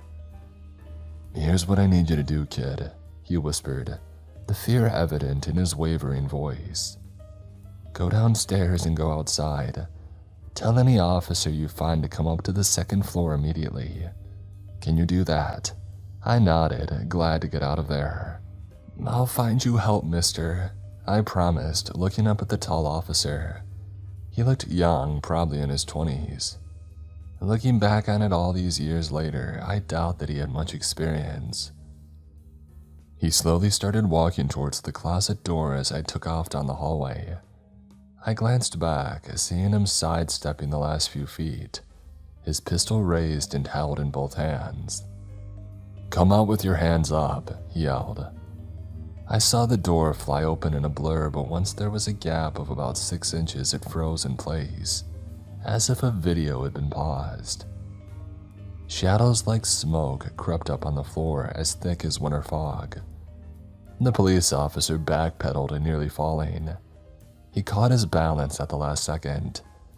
"Come out now." "As you wish," I heard the diseased thing rasp in a low, hissing voice. An inhumanly long arm shot out, the twisted black fingers wrapping around the police officer's arm. A gunshot rang out. My ears were ringing. I turned to run, hearing the cops' terrified screams echoing all around me. Before I fled down the stairs, I glimpsed him being dragged into the inky abyss contained behind the closet door, the sharp, spidery fingers digging through his skin and muscle like burrowing ticks. I flew through the open door, seeing 2 police cars parked along the dark and empty street. Their lights flashed constantly, sending blue and red light dancing over the nearby houses and trees, though the sirens remained off. I looked around frantically for help, but I saw no one there. "Dad! Hello, Dad!" I screamed. I wondered if the police had already taken my father away to the station. But where were the rest of them? I thought about the cop upstairs getting dragged into the closet, screaming and crying. A cold shudder ran down my back. Is anyone there? My voice seemed to fade into the cool autumn night. There was an eerie feeling of electricity in the air. Black clouds swept across the sky at a rapid speed, covering the world in a black blanket. As the wind whipped past, it reminded me of the voice of the Nightmare Man, hissing in low and distorted currents. I felt that the street looked different. It took me a few moments to realize why. I looked up, seeing that the streetlights were all unlit. All the houses, too, had their lights out. The only illumination came from the spinning lights on the police cars. It was a surreal feeling, seeing the empty, eerie world shining with the harsh glare of the red and blue lights. I heard footsteps stumbling behind me. Terrified, I backed away from the door, taking slow and uncertain steps into the street. A silhouette fell through it. A scream caught in my throat, but I realized that it wasn't the Nightmare Man. It was the missing partner who had gone down the hall, the police officer named James. His uniform was slashed and covered in drippings of scarlet. He held his hands to his stomach as he lay gurgling on the front porch. His dripping intestines bulged out through a ragged tear in his stomach, uncoiling and slithering out like red snakes. "Help me," he gurgled, reaching out a blood-stained hand in my direction. I shook my head, feeling like I might throw up. I continued backing up. I hit something metal, realizing that my back was pressed against one of the police cars. "What can I do?" I whispered, feeling incredibly scared and small. With trembling fingers, he pulled something off his belt. I realized that he was holding his radio up to me. "Come, take it," he gurgled, coughing up more blood. Every instinct in my body screamed at me to turn around and run. He tried to say something else, but instead a spew of scarlet shot out of his mouth. He crawled forward on the ground slowly, still holding the radio up with the last of his dying energy. There was a strange smell around the police officer's body, a chemical odor like ozone. Nervously, I stepped forward and I grabbed it with numb fingers. As soon as my hand had touched the plastic, the police officer's other arm jerked up and closed around my wrist. I instinctively tried to pull away in confusion and terror. His skin felt freezing cold. My eyes widened as I realized the layers of flesh were dripping away, revealing a bone-thin, spidery limb underneath. I looked up into the face of the Nightmare Man. He towered over me with his skin as dull and black as shadows. In the center of his pointed skull, a single blood-red eye stared out, dilated and insane. His skin seemed to be shivering and rippling, as if the darkness inside were fighting to get out. I felt lost as I looked into that totally alien face. Terrible visions washed over me. I saw myself burning alive, the skin melting and dripping. A heartbeat later, I saw myself with my throat slashed, my lips turning blue as my pupils dilated in death. Reaching blindly in my pockets in my manic and delusional state, I felt the small flashlight that my father had given me. My instinct screamed at me that it was my only salvation. As the Nightmare Man lowered his spinning face down towards me, I pulled away, clicking the flashlight on and shining in its enormous eye. Though the Nightmare Man had no mouth, a scream ripped its way out of its eldritch body. The inky shadows forming his emaciated, rail-thin flesh body rippled and spun faster and faster. The black skin of his head started to drip and rip apart, wherever the light had touched it. A banshee wail emanated from all around him, radiating out of his skin. He struck out at me as sharp fingers like railroad spikes dug into my neck. I felt my breath get choked off. A pressure like a metal band crushed my windpipe. I continued shining the light on his body, hearing his shrieks of pain. And then his long and twisted fingers brushed against the silver necklace that my father had given me. The effect was instantaneous. There was a sound like sizzling bacon and an explosion of white light. I felt myself being thrown back onto the hard pavement of the walkway. The Nightmare Man scuttled backwards into the shadows of the dead house, screaming as he pulled himself along. A heartbeat later, he disappeared, leaving behind the smell of ozone hanging thick in the air. I ran along the empty streets for what felt like an eternity. I pounded on locked door after locked door, calling for help, but the entire town seemed deserted. I saw the thick black clouds sweeping by overhead, and I wondered if the Nightmare Man had somehow dragged me into his world. It seemed like the night never ended, though many hours must have passed by this point. The world stayed black and silent, as if no sun would ever rise here. Looking back, it seems doubtful that this nightmarish world had a sun at all. I had only my flashlight as a weapon against the darkness. I kept running in a straight line, not seeing a single person.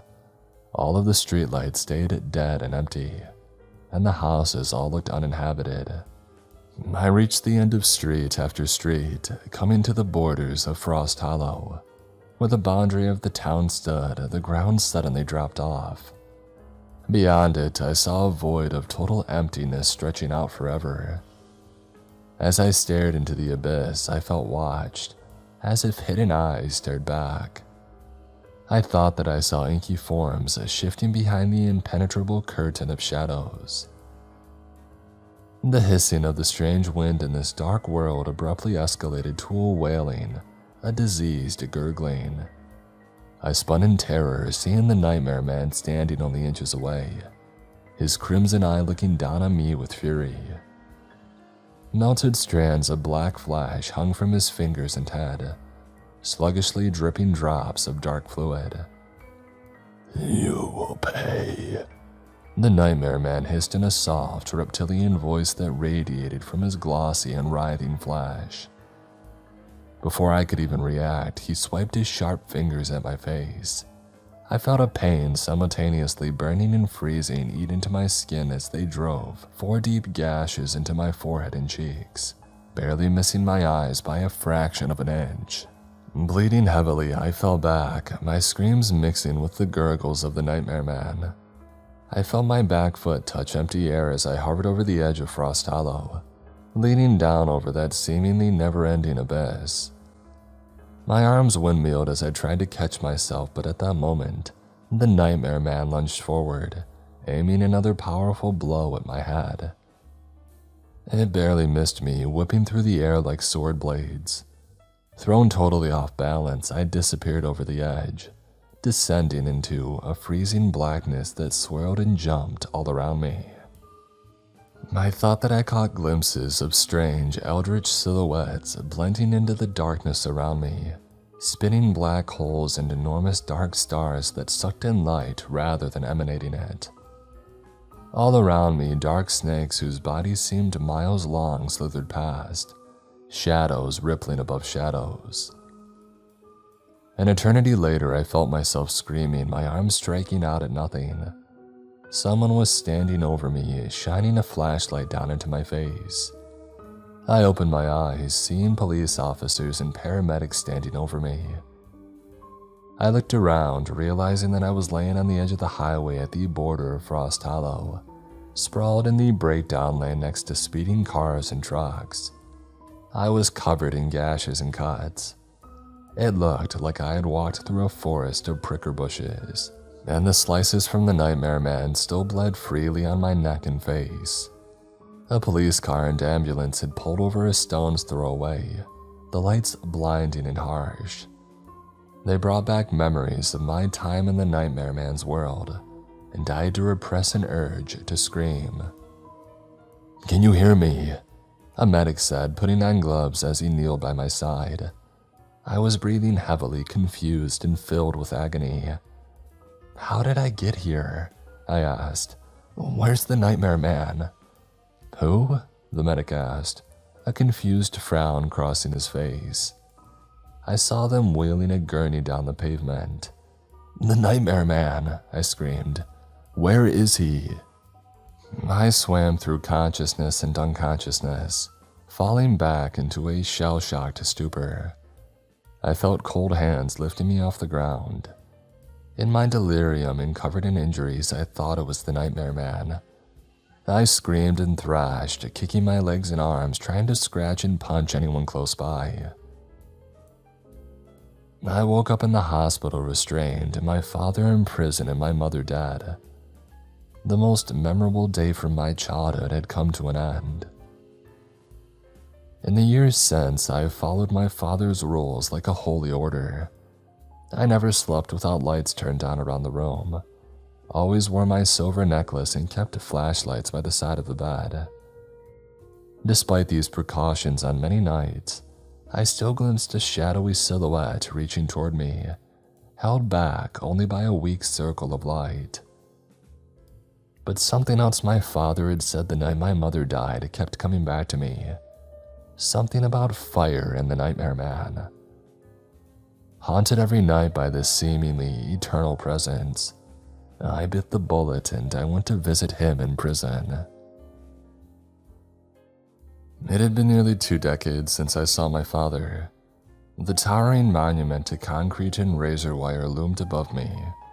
The guards pointed me towards a partitioned glass booth with a phone. I saw my father amble in, looking as if he had aged 50 years. His eyes stared blankly ahead, totally lifeless and devoid of hope, like the eyes of a death camp inmate. He sat down heavily across from me, sighing and picking up the phone. "Dad, I wanted to ask you about the night that Mom died," I said nervously. "I've been following your rules and it's kept me alive so far, but that thing won't stop following me, it won't stop hunting me. You said that it hates silver and white light, but then at the end you mentioned fire. Can the Nightmare Man die, Dad? Can fire kill it?" My father gave a long sigh, staring straight into my eyes. "Do you know what they found in that house, boy?" he asked, seemingly ignoring my question. I just shook my head, watching him closely through the glass partition. He looked sick as his wrinkled face fell into a grim frown. They found tiny pieces of at least 3 bodies, but no actual bodies. I saw the papers during my trial, boy. I will never forget what I read. Pieces of your mother's teeth were embedded into the closet wall, broken and jagged and sticking straight out. They found one of the cop's eyes inside of a light bulb, with the optic nerve still connected to the wall socket. There were broken pieces of bloody fingernails embedded in the floor and walls, but no matter how hard CSI looked, they couldn't find more than tiny bits and fragments and lots of blood. Does that sound like something that a human could do to you? He spat, his eyes darkening into slits. His wrinkled face looked immensely sad and haunted. I've spent my life in prison for a crime that I didn't do. If you're not careful, the Nightmare Man will do it to you too. He feeds off the suffering and death as if it were food. He's always watching you, even now. Well, what can I do? I asked, feeling sick and weak. Is there any way to stop this? My father leaned close to the glass partition, a new sparkle coming into his sunken eyes. You know, I've always wondered that. Maybe I deserve this for being a coward. I should have tried to stop this years ago. I should have died fighting this monster rather than waste my life in a cell, slowly going mad, trapped in this tomb of concrete and razor wire. But maybe there's a way, maybe. Before my grandfather died, he told me about entering the Nightmare Man's world. When the Nightmare Man comes out, everything around him changes. The rooms, the walls, the sky.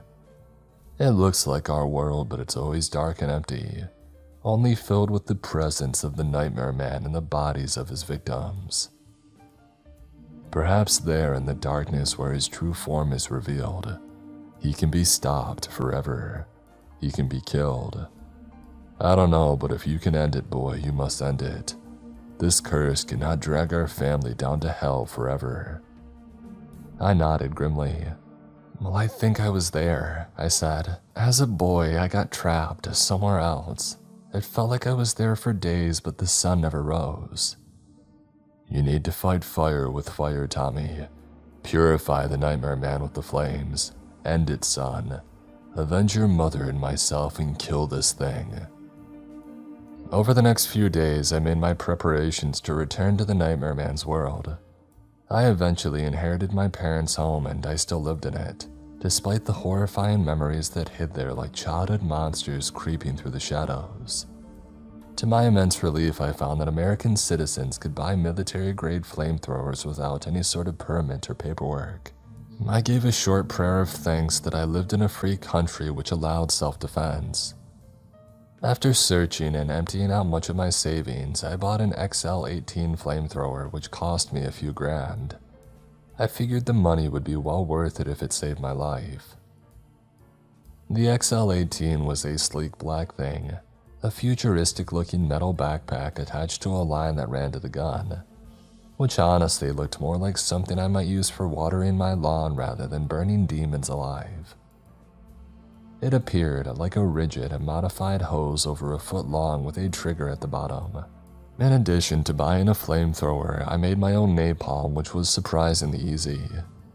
I bought a couple dozen gallons of gasoline and experimented with it, letting equal parts styrofoam and cat litter dissolve in the gas until it became a thick, flammable sludge. As the sun set that final day, I filled the XL-18 with my homemade napalm, a rising sense of excitement crawling up my chest. I tried shooting it a few times, seeing a massive spray of flames extending out far in front of me. Satisfied and grinning, I headed back inside. Once the world had descended into total darkness, I crept upstairs to the room where my mother had died all those years ago, feeling the weight of the fully loaded flamethrower backpack. I touched the cross, whispering prayers that I would return alive and unharmed. Little did I realize the agony and suffering that I would experience the rest of my life after my fight with the Nightmare Man. I surveyed the dark, empty room, seeing the closet door stood ajar a few inches. Trembling and terrified, I took a step into the blackness, creeping closer to the closet. The door suddenly moved, swinging open with a low, drawn-out creaking. I heard hissing and soft laughter. The shadows swirled and danced. "It is your time," the Nightmare Man gurgled from the abyss. "Come and see me." I glanced back, seeing a shard of dim light from the hallway slicing in. The door back out to the normal, safe world seemed so far away, eternally far away. Taking a deep breath, I stepped through the closet threshold, feeling freezing chills run through my bones as I entered the rippling black shadows. I heard agonized screams like the last cries of murder victims or the residents shrieking in hell. I wondered if these were the cries of the Nightmare Man's victims, echoes of past atrocities. I found myself standing where I just was, looking into an open closet door filled with an abyss of nothingness. The floor, ceiling, and walls of the closet had apparently disappeared, leaving only a portal of emptiness. I realized that the Nightmare Man's essence was everywhere around me, hissing in the darkness. He was the Colossus whose face hung over this strange and shadowy world. He was the juggernaut who would crush any who stood in his way to bone splinters and meat paste. A sense of paralyzing fear struck me like lightning. I looked around, seeing my house stood completely dark now. I had added a flashlight attachment to the top of the flamethrower and clicked it on, preparing myself for an imminent battle. "Where are you?" I screamed, glancing around frantically, my finger hovering above the trigger. "Come out, you coward. What? You can only kill defenseless women and children." Crying out seemed to shatter the fear that gripped my heart and make everything real. I stood in the moment, seeing everything with adrenaline-fueled concentration. The shadows in this dark world rippled and danced faster around me, sending eerie currents running through the floor and walls. Covered in sweat, I carefully headed in the direction of the hallway. I had barely taken half a step over the threshold when the Nightmare Man had attacked. I saw a blur of a tall, spidery shape soaring through the unlit hallway. I screamed, falling back as sharp fingers slashed through my arm and shoulder like knife blades. I tried spinning the flamethrower and its flashlight to aim it at the pointed reptilian skull of the Nightmare Man.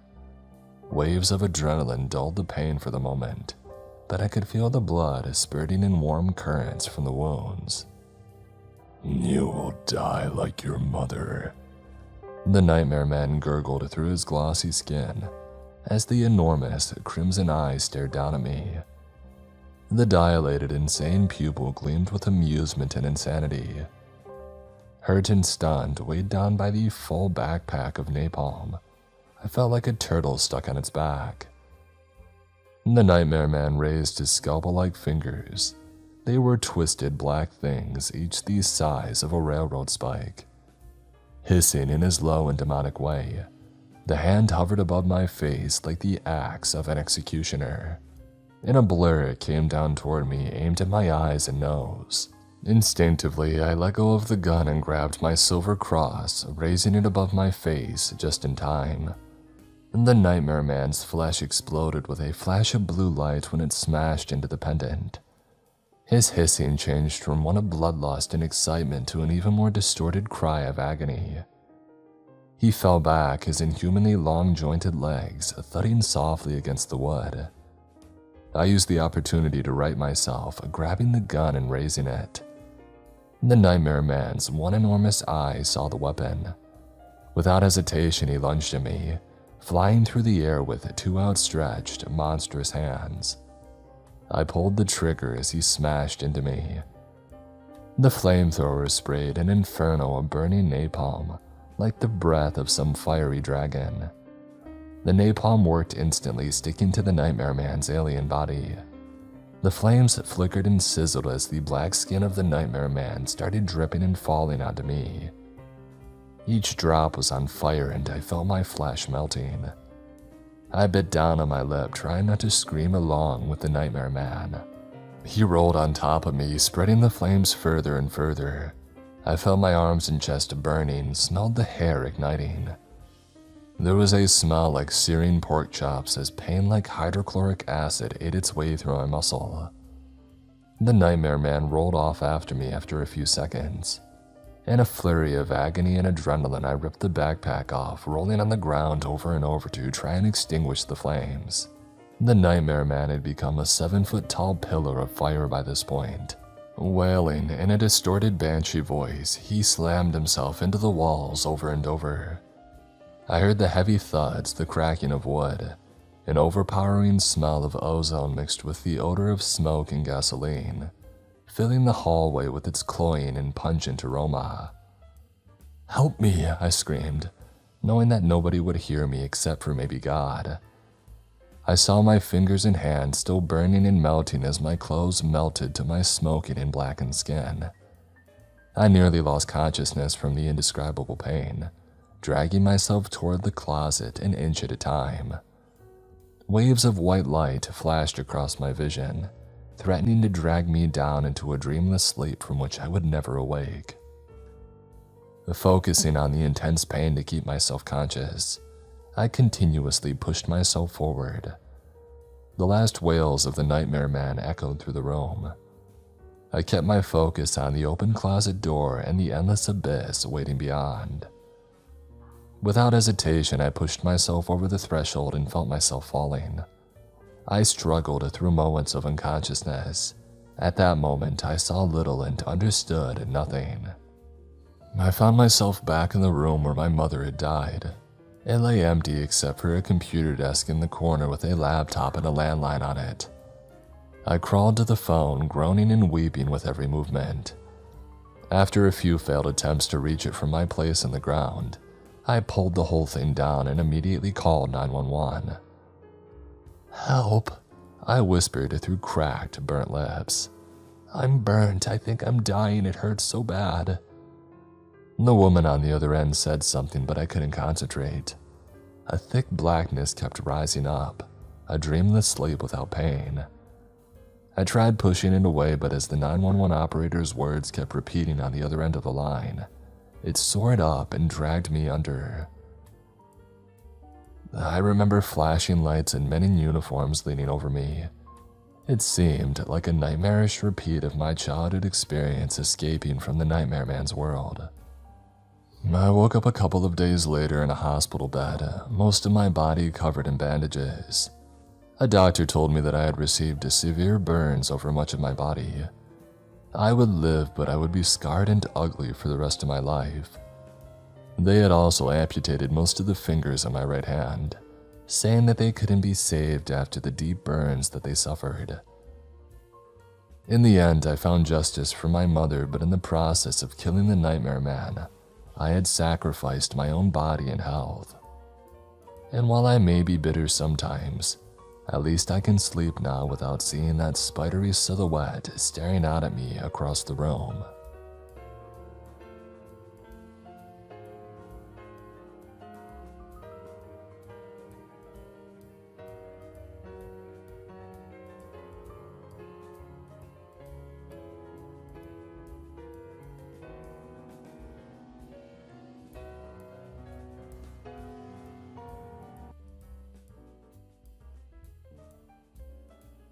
I know this is a difficult thing to do, but if you could confirm these photos, we can let you move forward with any preparations you need to make regarding funeral arrangements. "Oh," was all that I could muster. Being inside the county coroner's office is like finding yourself trapped in a peat bog. You don't want to be there, unseen forces are pulling you under, and you know the worst is still to come. But that's where I found myself last week. Sitting in an office that attempted to walk a fine line between government utilitarian function and gauzy soft focus, special episode of Elf design. It wasn't working. The coroner left to grab a few photos from the copier, and I put my head in my hands and cried. Max, my husband, wrapped his arm around my shoulder and gave me a squeeze. He didn't speak because there was nothing that he could say to stop the tears. My dad was dead. Tears were gonna fall. Max was there to keep me from falling with them. The coroner came back, saw my tears, and handed me a tissue box without asking. I thanked him, took one, and dried my eyes. I left the box in my lap because I knew that I'd be diving back in at some point. The overhead light reflected off the photos in the coroner's hands. They told me they were almost sure that it was Dad. They had found his body in his house and his wallet was on the nightstand, but they still needed to confirm that it was him. Sometimes people have fake IDs or die in homes that they don't own. To ensure the paperwork was in order, theirs, insurance, and mine, they had to double check. Standard procedure in cases like this. I told him that I understood but still felt like this whole thing was unnecessary. Whatever. At that moment, I didn't plan on rocking the boat. I would need it to navigate the uncertain waters that I was now paddling towards. "Are those the pictures?" I asked, my voice strangled by sadness. "They are," he said, still not handing them over. I admired how he didn't rush through this, that his job handling the dead hadn't made him forget how to treat the living. A minor miracle in a sea of tragedy. "When you're ready." "Not gonna get any easier," I joked, waving him to hand them over. I tried laughing, but it came out like a whimper. After a pause, he handed me the 3 photos that he had taken. The first was a picture of the anchor tattoo on my dad's left arm. He had gotten it when he was in the Navy and hated it instantly. He had always joked that it was his favorite cliche. I asked him once why he never got it removed if he hated it so much. He'd shrug and remind me that it's important to remember dumb decisions as much as the smart ones. Sometimes they go hand in hand. The second photo was of the tattoo on my dad's right arm. This one he loved. It was the large oak tree in the front yard of my childhood home, with my name and my mom's name written in the branches. It was a midlife crisis tattoo, but a sweet one. He told me the anchor weighed him down and he needed something to lift him up. He was corny like that, but that's what made him special. The last photo was of my dad's face. At a glance, he had looked like he was sleeping. God knows that we had hundreds of pictures of him dozing in his favorite chair. It was an ongoing joke in our family. "Oh, Dad's in the chair inspecting the inside of his eyelids." But as I stared at the photo, it was clear he wasn't sleeping. When you go, the muscles in your face slacken just enough to look unnatural. It was awful. I handed the photos back and nodded. "Yeah, that's him," was all that I could get out before I started crying again. Max gave me a squeeze and I leaned into his chest and silently sobbed. "We're all set then?" Max asked softly. "Yes, my condolences for your loss. It's obvious he meant a great deal to you both. I'll give you a few minutes," he said, slipping out of the door to go do more coroner stuff. After a beat, I peeled my face off of Max's shirt. I had soaked it, and if you squinted, it kinda had a Shroud of Turin look to it. Max's gaze met mine, and he gave me a warm smile. I leaned in, and he kissed me on the forehead. "I must look awful," I finally said. "Well, that's my everyday struggle," he joked. It was lame, but it worked on me. "You want to go home?" "Yes, very much so." Being the only surviving member of a family is a lonely experience. You become the sole keeper of your entire family's memories. Every in-joke, heartbreak, and small joy becomes your responsibility to hold on to and spread, hopefully to your children someday. Stories you would tell each other and have a good laugh or a nice cry only live in your head now. Death is final, but life can be eternal through shared memories. Those are all that I have now. Mom had gone about a year before Dad. Her death was brutal to process for me because in the last 6 months before she went, Mom's personality changed. She got sick and decided that that was the time to become more argumentative with me, and I didn't understand it. Dad said that he read that sometimes when people are in life and death struggles, they can lash out at the people they love. The sick see it as a way of helping those people move on after they die. If their last moments were more unpleasant than pleasant, then you've mentally already started accepting their death before it hits you all at once. It made sense.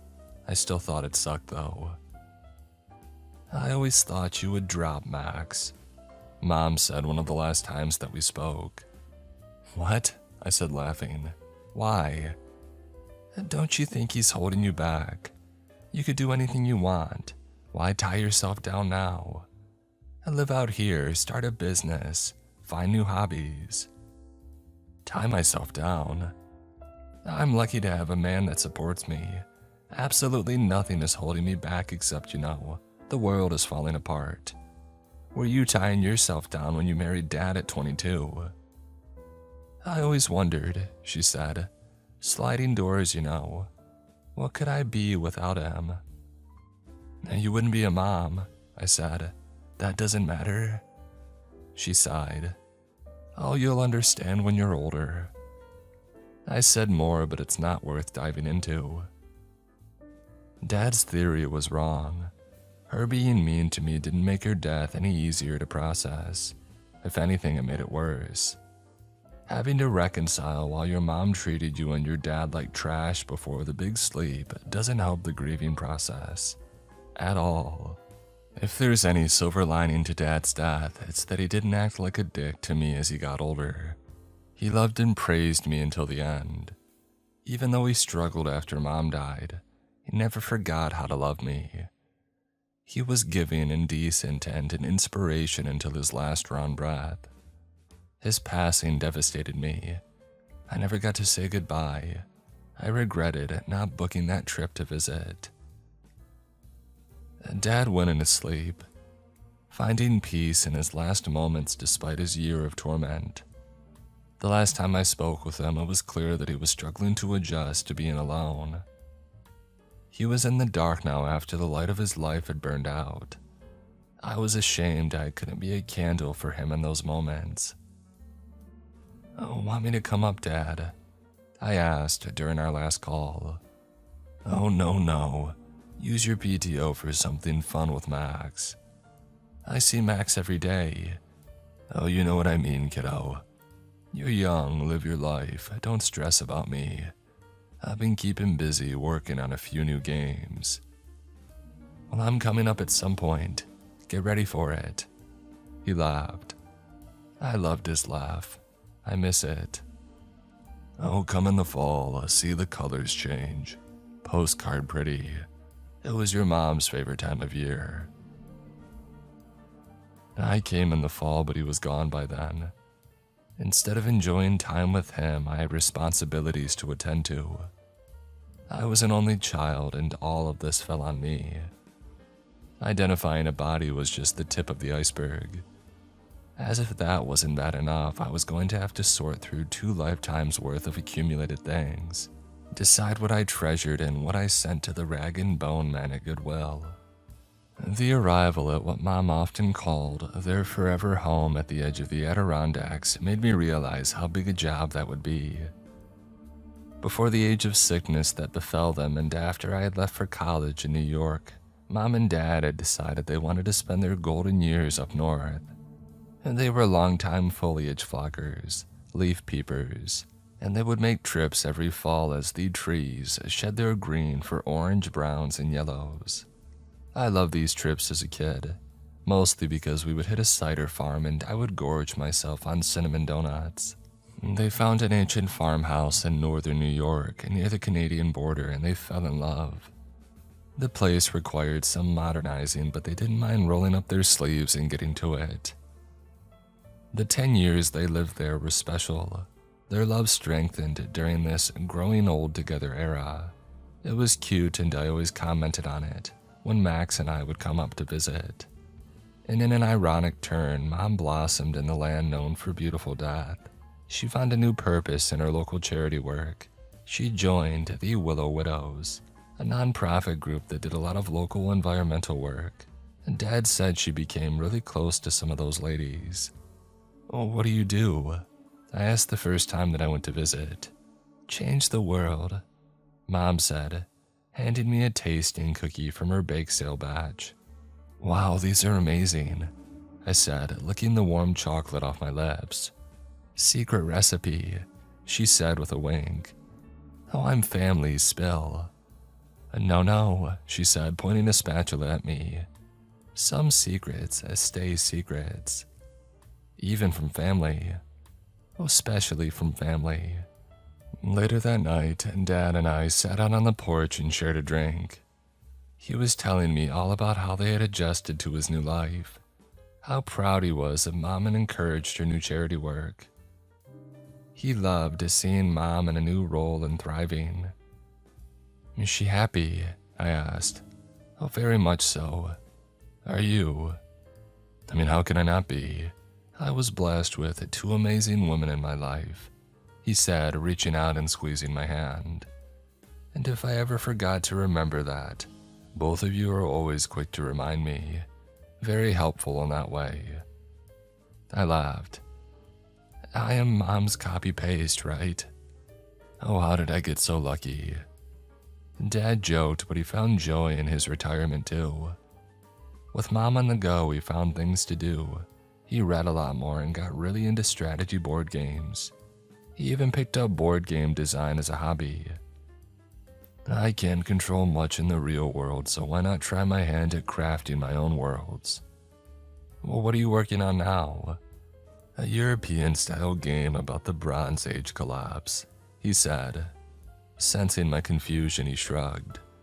"I'm into history stuff, it's very niche." It was cute, their new life. Something to aspire to. The last time I visited them when they were both still alive, I felt so comfortable in their home. It was like slipping back into my childhood, but with the appreciation of an adult. Mom was so busy during the week too, dashing off from one event to the next. "Oh, the Willow Widows keep her busy," Dad said. "You ever go to their events?" Dad shook his head. "No." "Oh, those ladies have dealt with husbands for long enough. Let the gals have their own time." Mom's sickness was a slow boil. She started having bouts of exhaustion but thought little of it. She would say it wasn't surprising she was so tired, considering that she was always out and about. But the fatigue was just the start. Soon she had a cold she couldn't shake, and then a cough. It just kept expanding into new symptoms, but she had no desire to see a doctor. "Oh, I'm fine, just a little bug is all." Finally, after nearly a year of this, Dad convinced her to go. It was what we had feared. Cancer. As if the diagnosis cast a spell, Mom went from vibrant to dulled in 3 months. She was miserable during the treatments, and when they weren't working, she wished death would come. Do you know how difficult it is to hear your mom say that she just wants to die? Her new friends were a constant presence in those last days, always around, dozens of them, always helping. Dad was friendly with them and did what made Mom happy, but between us, he lamented their ubiquity. "Oh, I wake up and they're here. I go to bed and they're still hanging around. It's hard to get away from them, honestly. I wouldn't mind a few days apart from them. I don't want to burden your mom with it, and God knows she's got enough to deal with." "You want me to say something? I'm kind of leery of their presence too." Nah, he sighed. "We'll have plenty of time alone once she's better. I've been planning a trip to Italy as a surprise when she gets on the mend. She's always wanted to see the Colosseum." And the men never came. The Willow Widows thought the chemo was doing more harm than good and suggested switching to a more organic approach to fighting the cancer. Mom brought it up with Dad and he didn't take that well. Normally Dad was very go with the flow, but he put his foot down. He didn't want to tell her what to do, but he didn't think she was acting rationally. I even called and pleaded my case. It didn't matter. The cancer became aggressive, and 3 weeks later, she died in her sleep. And Dad placed a small model of the Colosseum in her casket. And now Dad was gone too. Standing in their empty house was a gut punch that I wasn't ready for. The stillness, that's what got to me. A home that had all the earmarks of a fulfilling life, being devoid of any, felt alien to me. I leaned on Max's shoulder and sighed. "This is a cozy place," he said. "I always felt welcome here." So did I. So much so that Max and I had debated selling it. The house wasn't much and a sale would pay off some debt, but that felt wrong. It made me feel like I was betraying my parents' memory if we did sell it. Mom had brought it up around the time she had passed. "You can never sell the property, you know that, right?" I laughed. "Mom, I don't own the property." "Well, not yet," she said. "At some point, we're going to be gone and you'll have to run the place. I think you'll find that it's special." "All homes are special." "No, they aren't. Some houses stay houses and never change. But this place, this is a home, Harm. You belong here." And well, not if the mortgage company saw my monthly earnings. Mom was right though, not all houses were homes. This was. They had gone to great lengths to make it their own over the decade that they spent here, and the results spoke for themselves.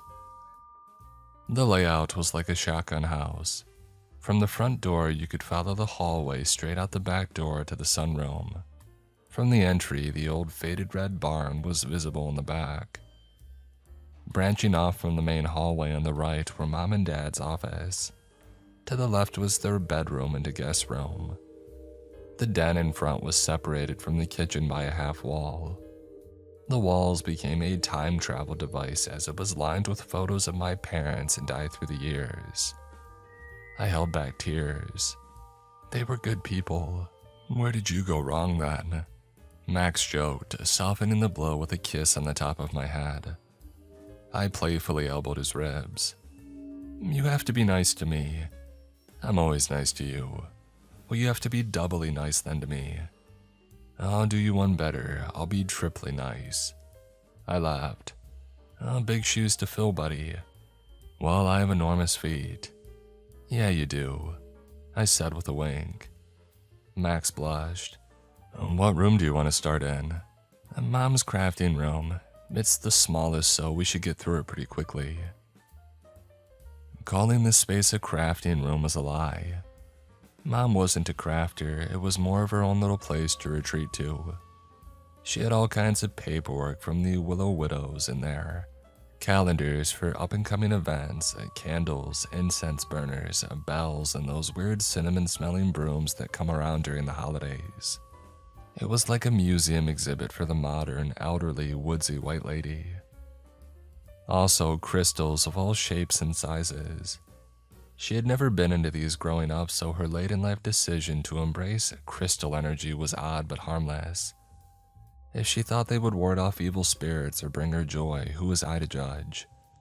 I mean, I did judge, but I kept that between Max and me. We had 2 piles, keep and donate. Most of the woo-woo stuff ended up in the donate pile.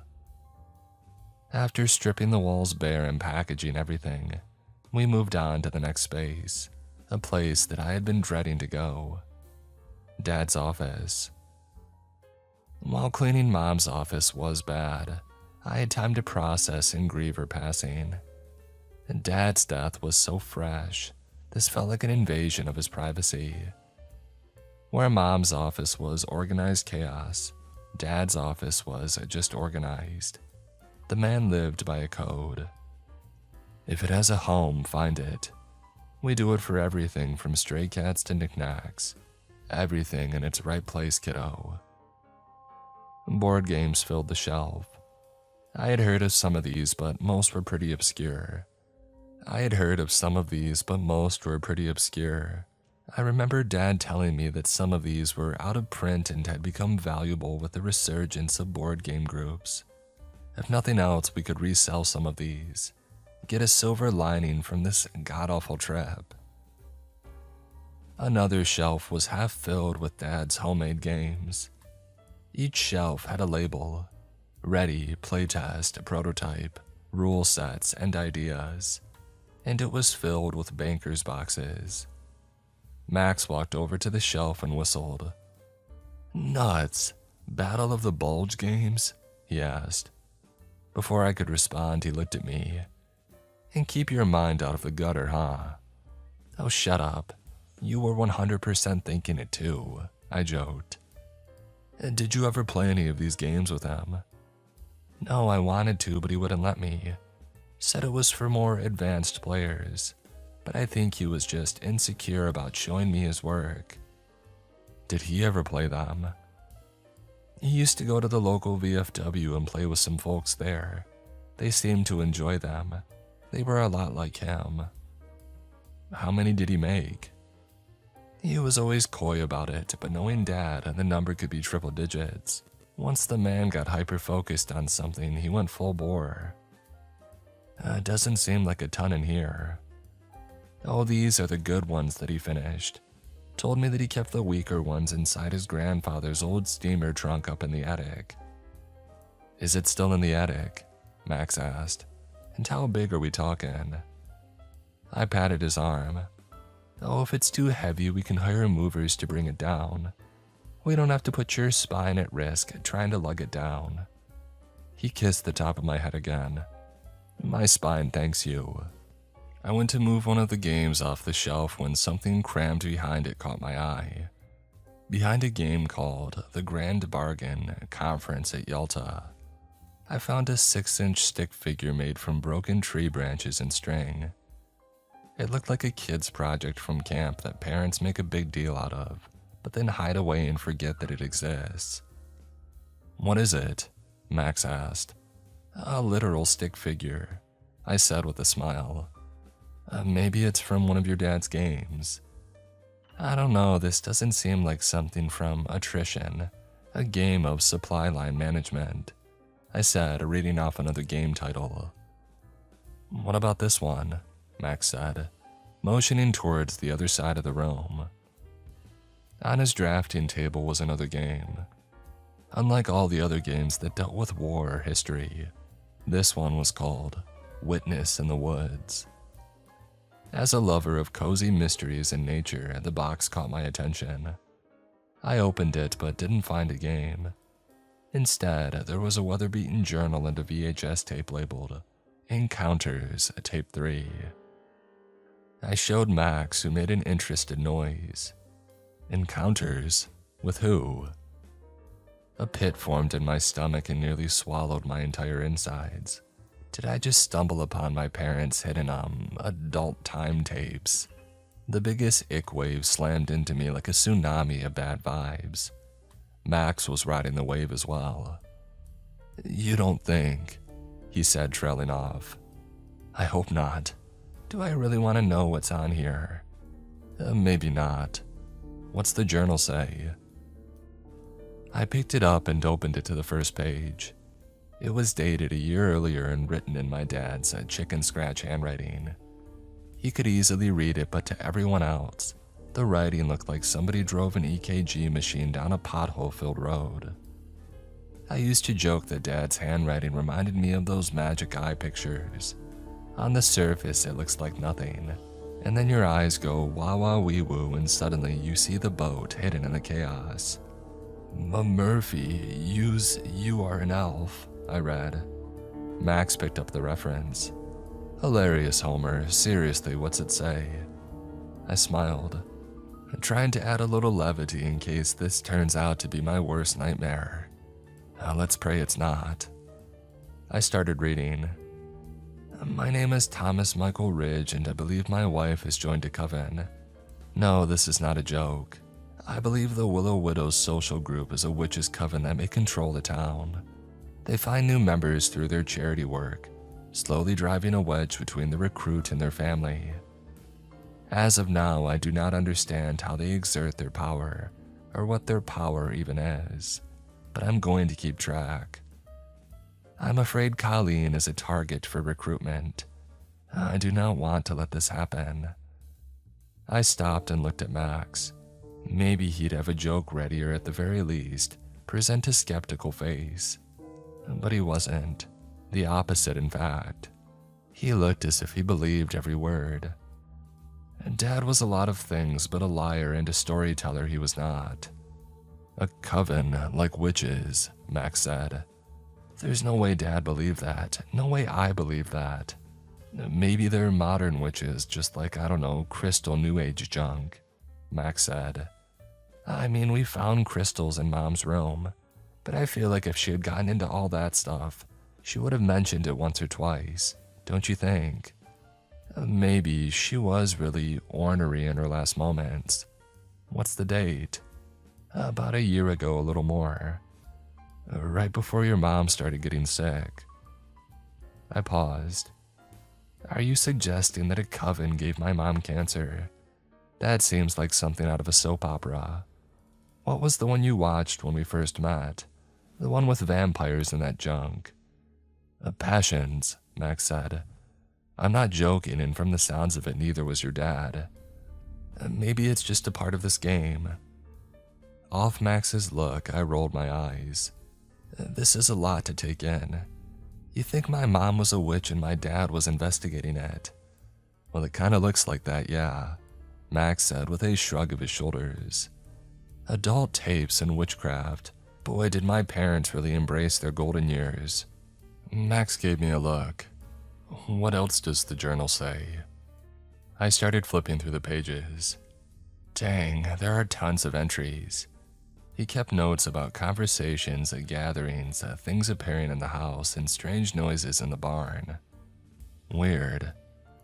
Listen to this, I said, reading from a random page that I stopped on. Colleen left her WW meeting with Grace, her new friend and a board member of the group. They said they were heading to City Hall to discuss a new tree planting initiative that they wanted to put in front of the mayor. I called the mayor's office. No meeting was ever set. Colleen and the Willow Widows were lying again. Wow, Max said. Your mom never gave off liar vibes. Because she was honest to a fault, especially in the waning years. But it was always a big problem growing up too.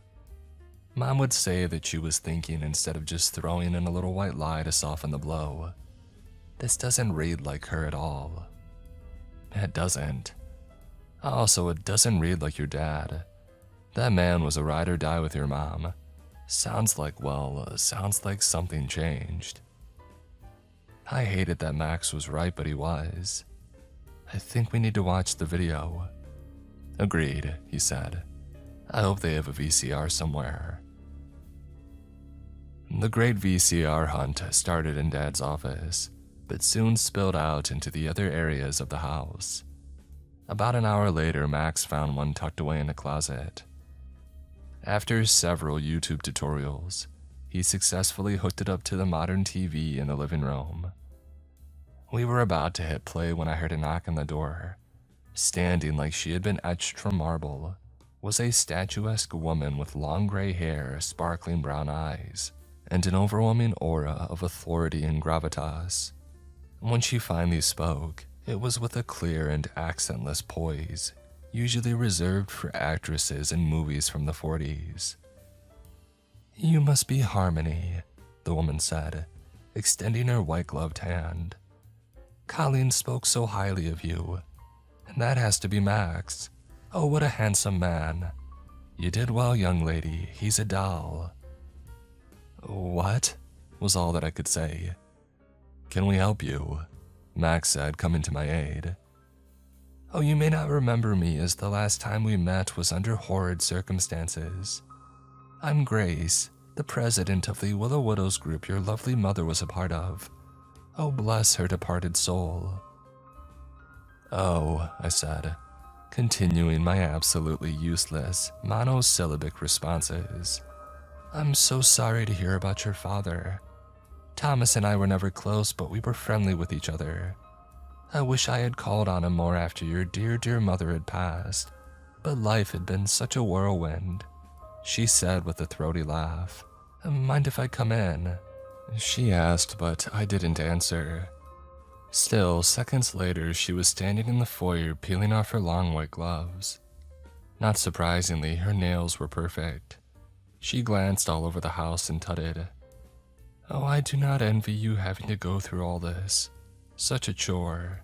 "It's going fine," I said, breaking free of my spell. "Is there something that we can help you with?" "Oh, I come with my condolences and well, a willow widow tradition," she said, reaching into her pocket and pulling something out.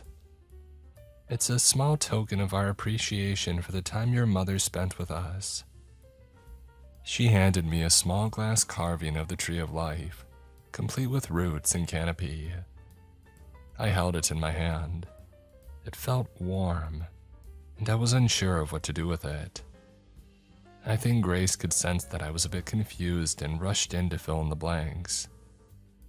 "Oh, when one of us passes, we like to believe that they aren't really gone, but help to provide the necessities for new life to bloom. I should have given this to you when she passed, but I didn't. The grief was too much, as you can relate, I'm sure." "Yes," I said, holding the little glass tree. "I didn't want to let this opportunity slip by again, that's all. It's one of our group's longest traditions." "Well, thank you," I said, pocketing the figure. "I don't remember you at her funeral." "Oh, those days were a blur, I'm not surprised." "Was there something more you needed? We have a lot of boxes to pack up," Max said. "The other reason I'm here, actually, being such a good family friend to your parents and seeing how your mother was so instrumental with the Willow ladies, I thought I should come by and see if you needed anything. Being an outsider in a strange town can be a daunting task for anyone." "We've come here a bunch of times," I said. "Yeah, we even have a favorite pie spot. Maureen's on Elm." "Oh, Maureen's closed last month. Poor creature caught pneumonia and never got better." "Oh, well, her pies were amazing," Max said. "She left quite the legacy." "Oh, speaking of legacies, I wanted to express just how sweet your father was with the group. I used to joke with Colleen that he was secretly our first male member. Oh geez, I didn't intend that double entendre. Oh my Lanta." Grace laughed. Max, being the swell egg that he is, gave a polite chuckle. I didn't crack. This woman's whole performance seemed rehearsed. She wasn't here to praise Caesar. She was here to snoop around. Grace wanted something. I hadn't sussed out what that was yet. "So, is there something specific you needed, or just dropping by to send your condolences?" "Oh, yes to the latter, that much is a given. As to the former, I can't think of anything. We Willow Widows often borrowed things from one another. I can't remember loaning anything to your mother, but let me think about that for a while. I was also here to help offer the services of the group in packing up all these things and doing runs to Goodwill.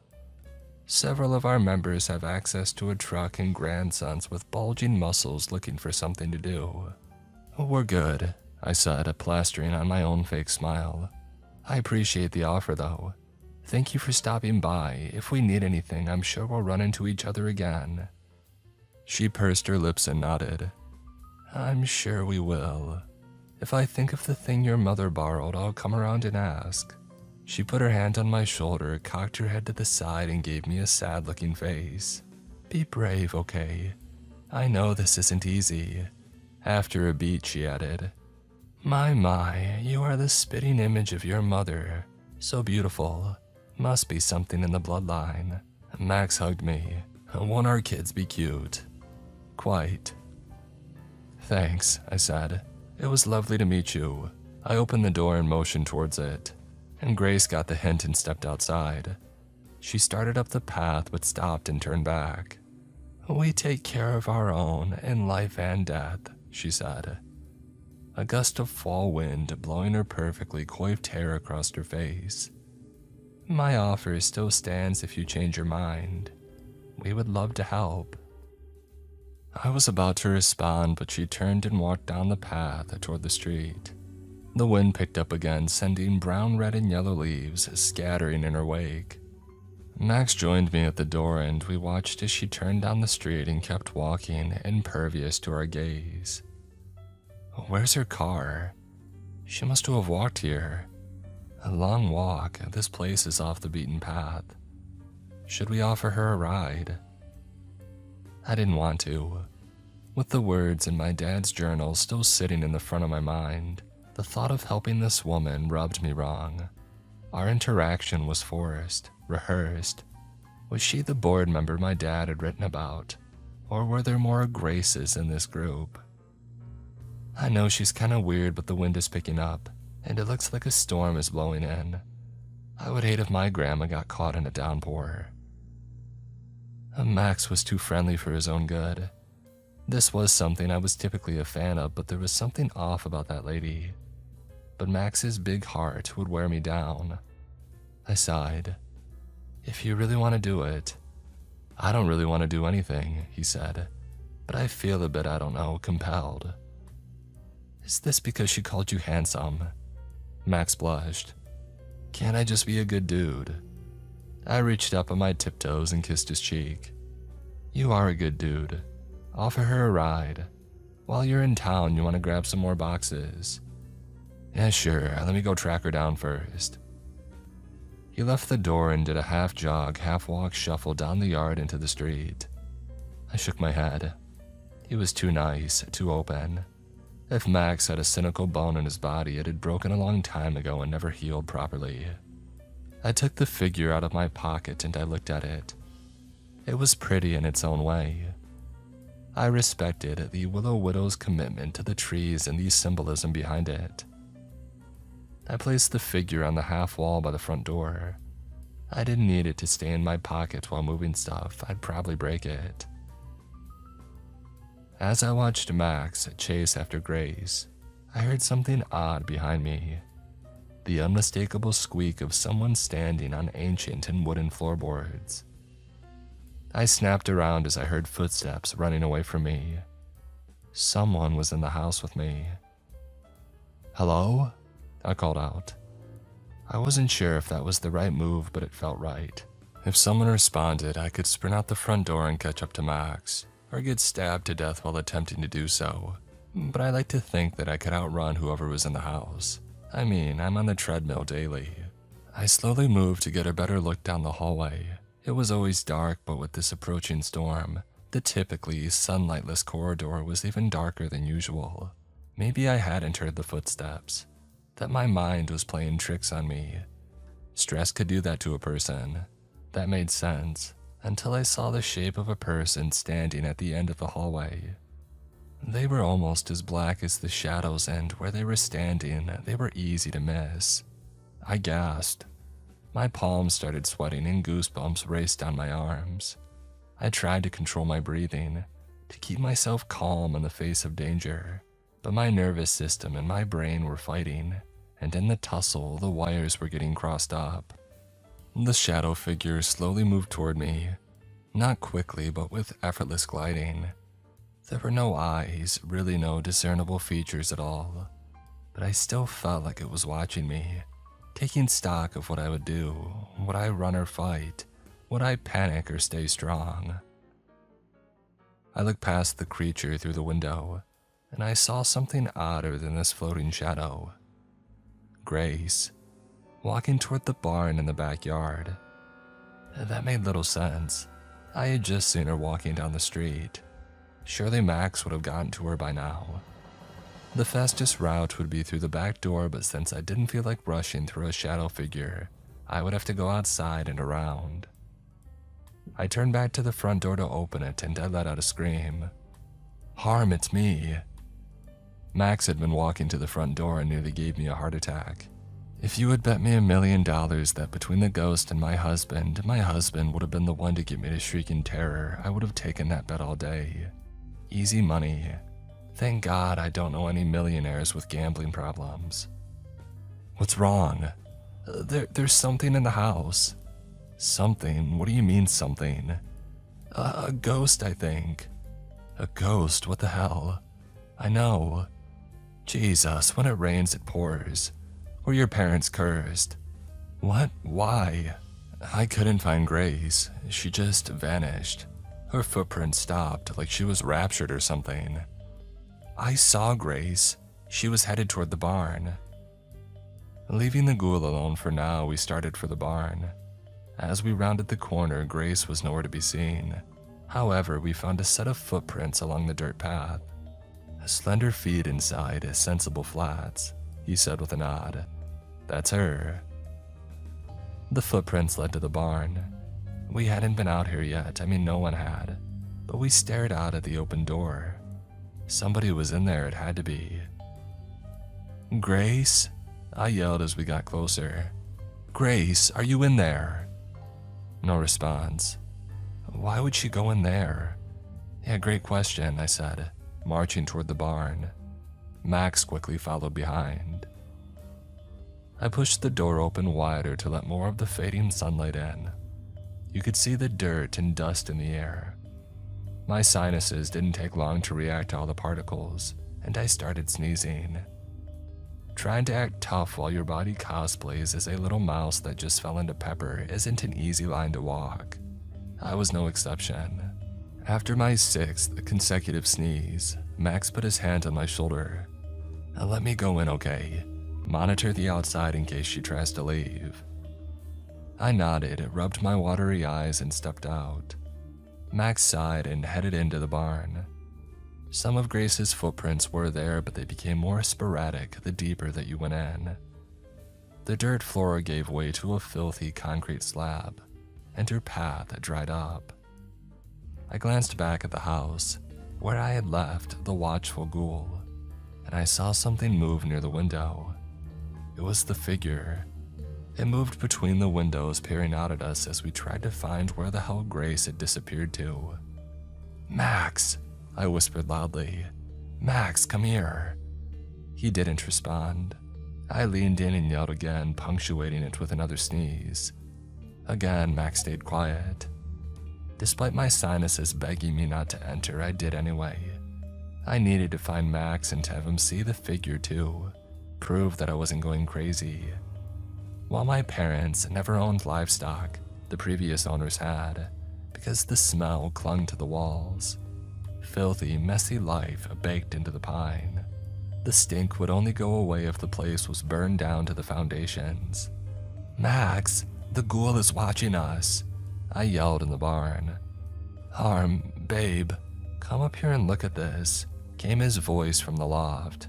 You're never gonna believe this. How is it possible that we both have unimaginable things to show each other? I asked, finding the rickety wooden ladder. Some couples are lucky like that, he said. When I finally crested the top of the ladder, my jaw hit the hay-strewn floor. Max stood near what I can only describe as some kind of altar. There was a half-burned black candle, its excess wax spilled over and hardened to the wooden planks. An old pile of ash with remnants of journal paper curled and singed all along the edges. 2 incense sticks burned down to the nub sat in carved pewter goat holders. A bundle of dried herbs sat next to the journal, a knife and a bell. Propped up against the wall was another one of those cinnamon brooms, but this one looked rustic, ironically more homemade than the ones inside the house. All of these things were contained within a salt circle and a pentagram, including a stick man that looked like the one from my dad's office. I picked up the stick figure and gave it a once-over. There were symbols carved into its body. I had no idea what they were, but it freaked me out. Why is there an altar in the barn? I said, feeling my hold on reality loosening. Probably some really determined animals hell-bent on not being slaughtered, Max said with a weak smile. The smile retreated once he saw my reaction to the whole thing. Sorry, he added. No, it's fine, I said, half lying. I wanted to show you the ghoul. It's at the back window watching us. I walked past the altar into the small circular window that faced the house.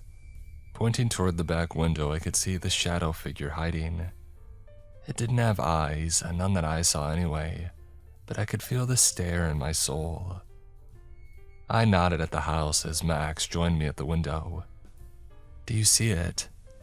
No, Max said, squinting. Oh, maybe. You sure that's not a shadow? I'm sure it's not a... Hello? Are you two in here? It was Grace. She was calling us from the ground floor. I remembered what I loaned your mother. Max and I looked at each other confused.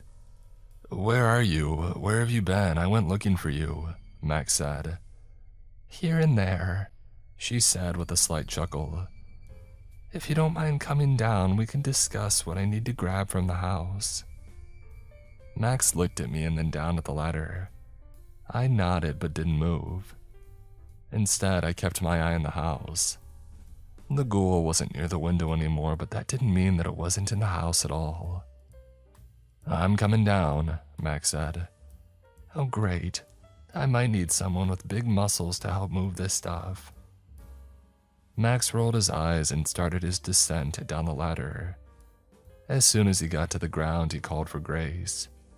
She wasn't standing near the ladder. Hell, there was no reason to think that she was even in the barn at all. There was a stillness that was only broken by my labored, clogged nose, hay fever suffering breathing. Grace, where are you? My eyes scanned the house for the ghoul, but I couldn't find it. If it was still in there, it wasn't clinging near the back windows anymore. I turned toward the ladder to leave, but then something in my mind told me to turn around and glance at the window again. And that's when I saw her. Grace. Inside the house. Holy shit, I yelled. Max, she's in the house. What? How? I don't know, but I see her where I saw the ghoul, I shouted. Go after her. Max took off. As I got to the ladder, though, I heard something creaking in the crossbeams above me. At first, I assumed it was the harsh wind rocking the barn. God knew how old this building was. With the storm outside intensifying at a sickening pace, it made sense that there was creaking.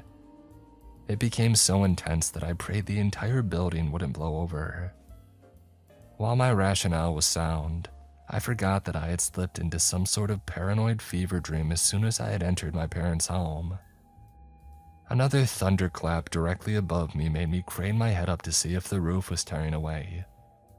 But when I looked up, instead of seeing a hole blasted through, I saw the black figure hanging upside down, clutching the rafters with its finger and toe tips.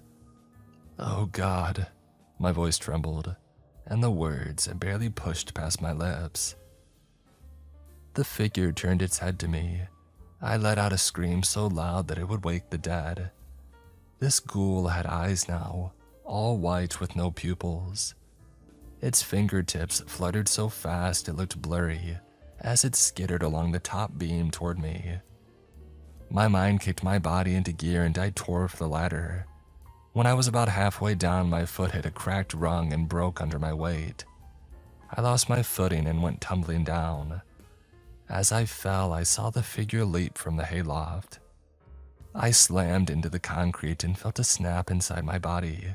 I was pretty sure that I had just broken a rib, because my muscles spasmed and I felt like a goldfish that had flopped out of its bowl. My lungs tried sucking in air to ease my breathing, but it came in short gasps or not at all. The pain wrapped around me like a straitjacket. I couldn't move. I couldn't yell for Max. I was trapped. From the hayloft, the creature's bright white eyes rose like a full moon over the top rung. Fear spiked my heart. I felt pinned down, unable to breathe, unable to move, unable to fight back. Harm, are you okay? Max, God bless this man and his incredible timing.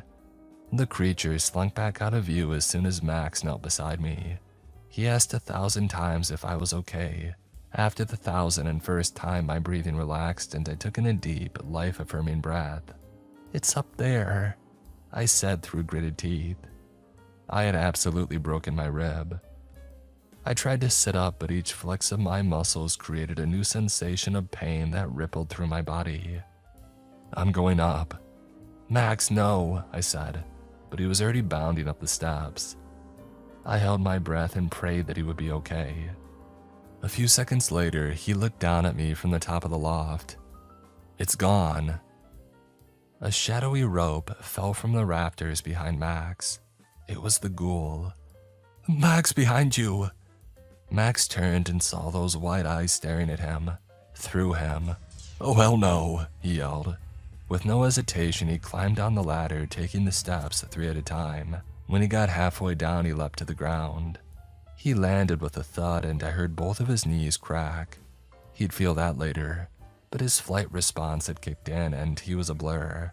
Like a parent coming to the aid of their hurt child, he stood, scooped me up in his ropey arms and ran out of the barn. Max didn't stop running until he got to our car. He put me down, unlocked it, and helped me in. All the while, he kept looking back over his shoulder to ensure that he had put distance between us and the ghoul. He joined me in the car, locked the doors, and then sat down. We didn't speak. In fact, the only audible sounds were our collective, labored breathing. His from the 100-meter dash and mine from the broken rib. What a fine pair we were. Did you see Grace in the house?" "No," he said, slowing his breathing. "She was gone and so was your dad's journal." "What? How did she even know about it?" "I don't know, she may have taken some stuff from our luggage too. I'm not sure what though, didn't have time to check." "What the hell? What did Mom see in this woman?" "I don't know, but what the hell is that thing?" he said, nodding toward the barn. "Some ancient mountain spirit, the ghost of a dead farmhand. Best security system known to man. Hell, I can't even begin to guess." I adjusted my body to ease some of the pain. "You okay?" "I think I broke a rib." "Should we go to the hospital?" "The closest one is an hour away and I don't want to pay for emergency services. I'll be okay with Tylenol for now." "No offense, but that's a dumb plan. You're in a lot of pain, it's etched on your face, dude." "I never said I wasn't in pain. I said I could manage." I clarified, trying to give Max a reassuring smile. It didn't take. He looked worried. "I'll be okay, Max, trust me." "Should we leave?" Max asked. "Does it make sense to stay?" "If this were any other place, I'd be out of here," I said. "But this is my parents' home. I owe it to them to finish the job, come hell or high water." "Please don't tell me you think the gates of hell are on the property somewhere." I laughed. I'm sure if it were, Dad would have made a game about it. "What should we do?" "Stay and defend the house," I said. Max wanted to protest, but I held firm.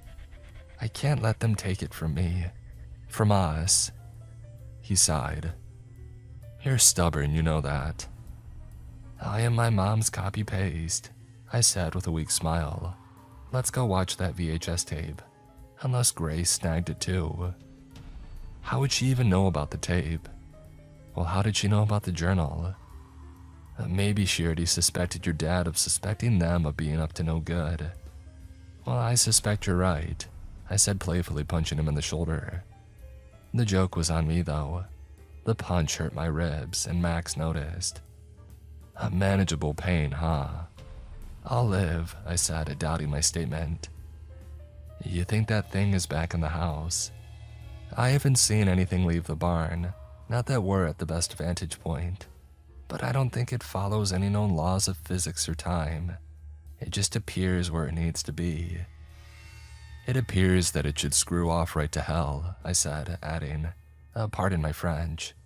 Max laughed. "Oui, ma chérie. That dumb Duolingo owl is harassing you too, huh?" "Always," he said. "What do you want to do?" "Wait here for a bit, see if things calm down. After, go in and see what she took, if anything, and watch that VHS tape." And that's what we did. We stayed in the car for about an hour and a half. The skies overhead were gray and overcast, but no rain fell. I didn't even hear thunder anymore. It lingered but never struck. Not unlike that ghoul. At some point, we decided that things had calmed down enough to try to head back in. Max said that he would go in first and I wasn't going to stop him. He pushed the front door open and peered into the empty room. He called out but saw nothing. Max went inside and turned down every light. No shadows, no grace. The place was empty. We're clear. I walked in and locked all the windows and doors. If it was outside, let's keep it that way. I checked the VCR and the tape was still there, and Grace hadn't taken it. I went into our room and saw all of our things tossed around, as if the goon squad had paid us a visit. I couldn't imagine what Grace wanted from our bags. The only thing that I found missing were our hairbrushes. "That's it?" Max asked. "Man, I like that brush too." Why would she steal those things? That doesn't make any sense. She probably saw our hair and was jealous. I get it. I gave Max an unimpressed look. He relented. "Babe, I have no idea why she would steal our hairbrushes. Are we sure that we even packed them?" "With this mop of curls," I said, holding my hair in my hands. "I have to have a brush. It was the silver one with the black handle. I take it every time we go somewhere." "I believe you," he said. Mother Nature underscored his comment with a surprise burst of thunder above us. We both instinctively ducked down as it rumbled. Another storm, Jesus. I didn't realize it rained so much out here. Outside, we watched the violent wind thrash the tree branches back and forth. Something big was coming. "We should watch the tape before the power goes out, or the ghoul returns, or Grace shows up," I said. We sat down and finally hit play. We were greeted by my mom and dad, who were celebrating my dad's 62nd birthday. Her version of happy birthday was off-key yet heartwarming. Dad held a small cake up, his face beaming. Their love for one another came off the screen and into the room. I felt a phantom hug around my body. "Make a wish," Mom said on the tape. Dad thought about something and then blew out his candles.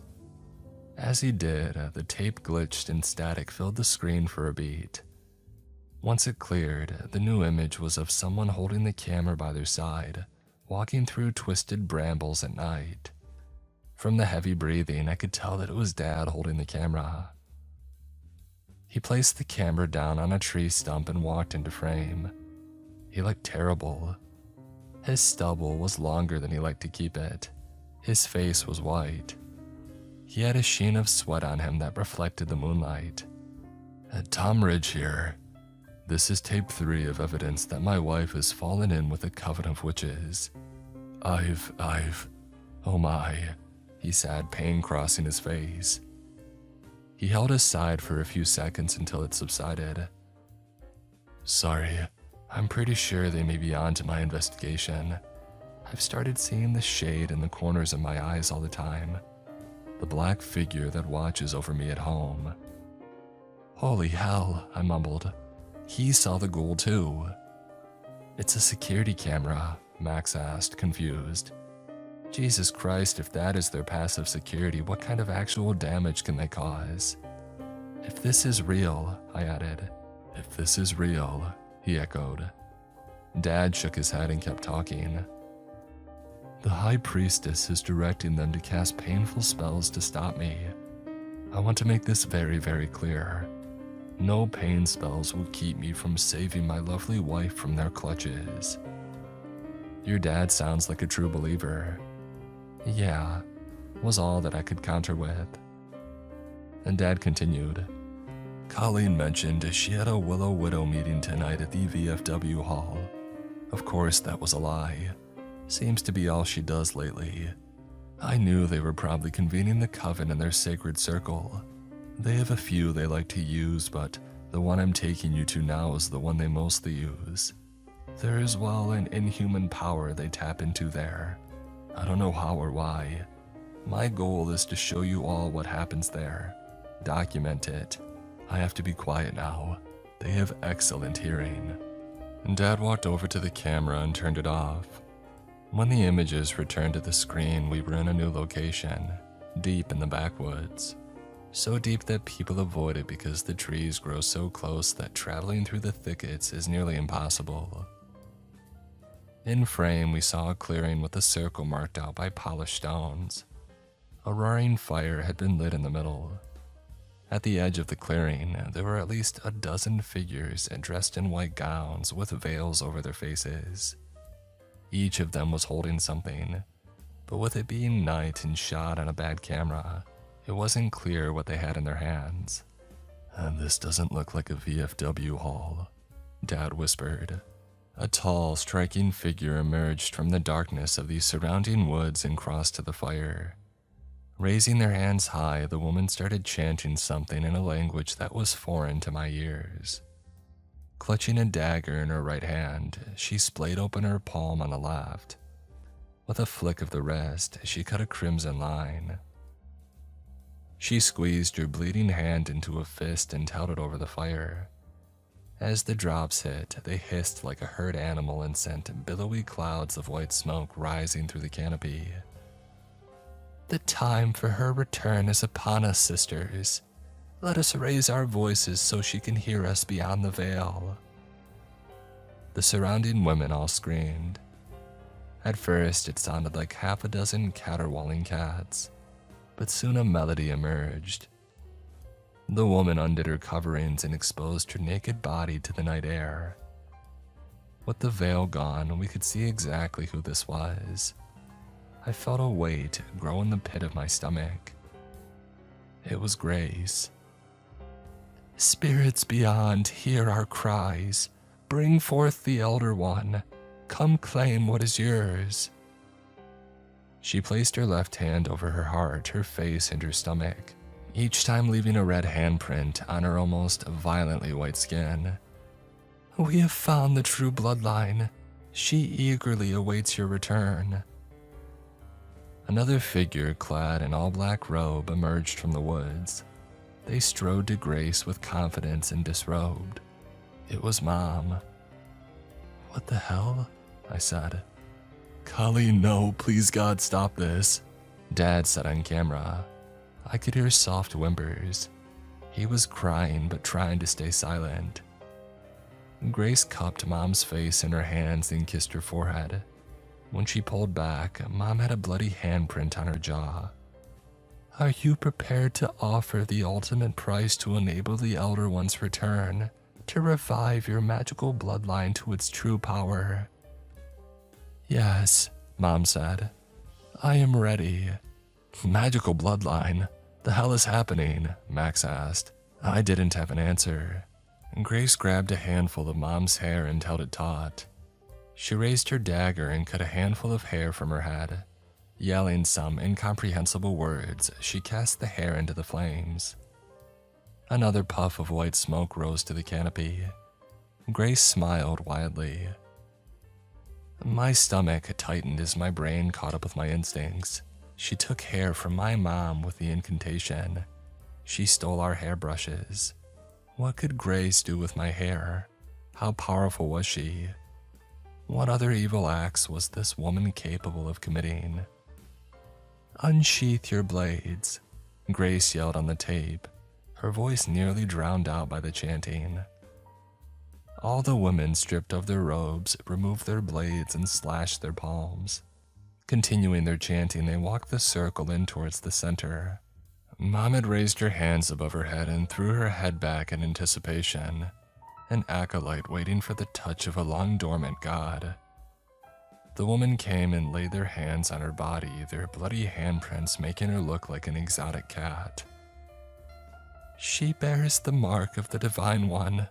Let her poison seep into her messengers so that she may regain her strength.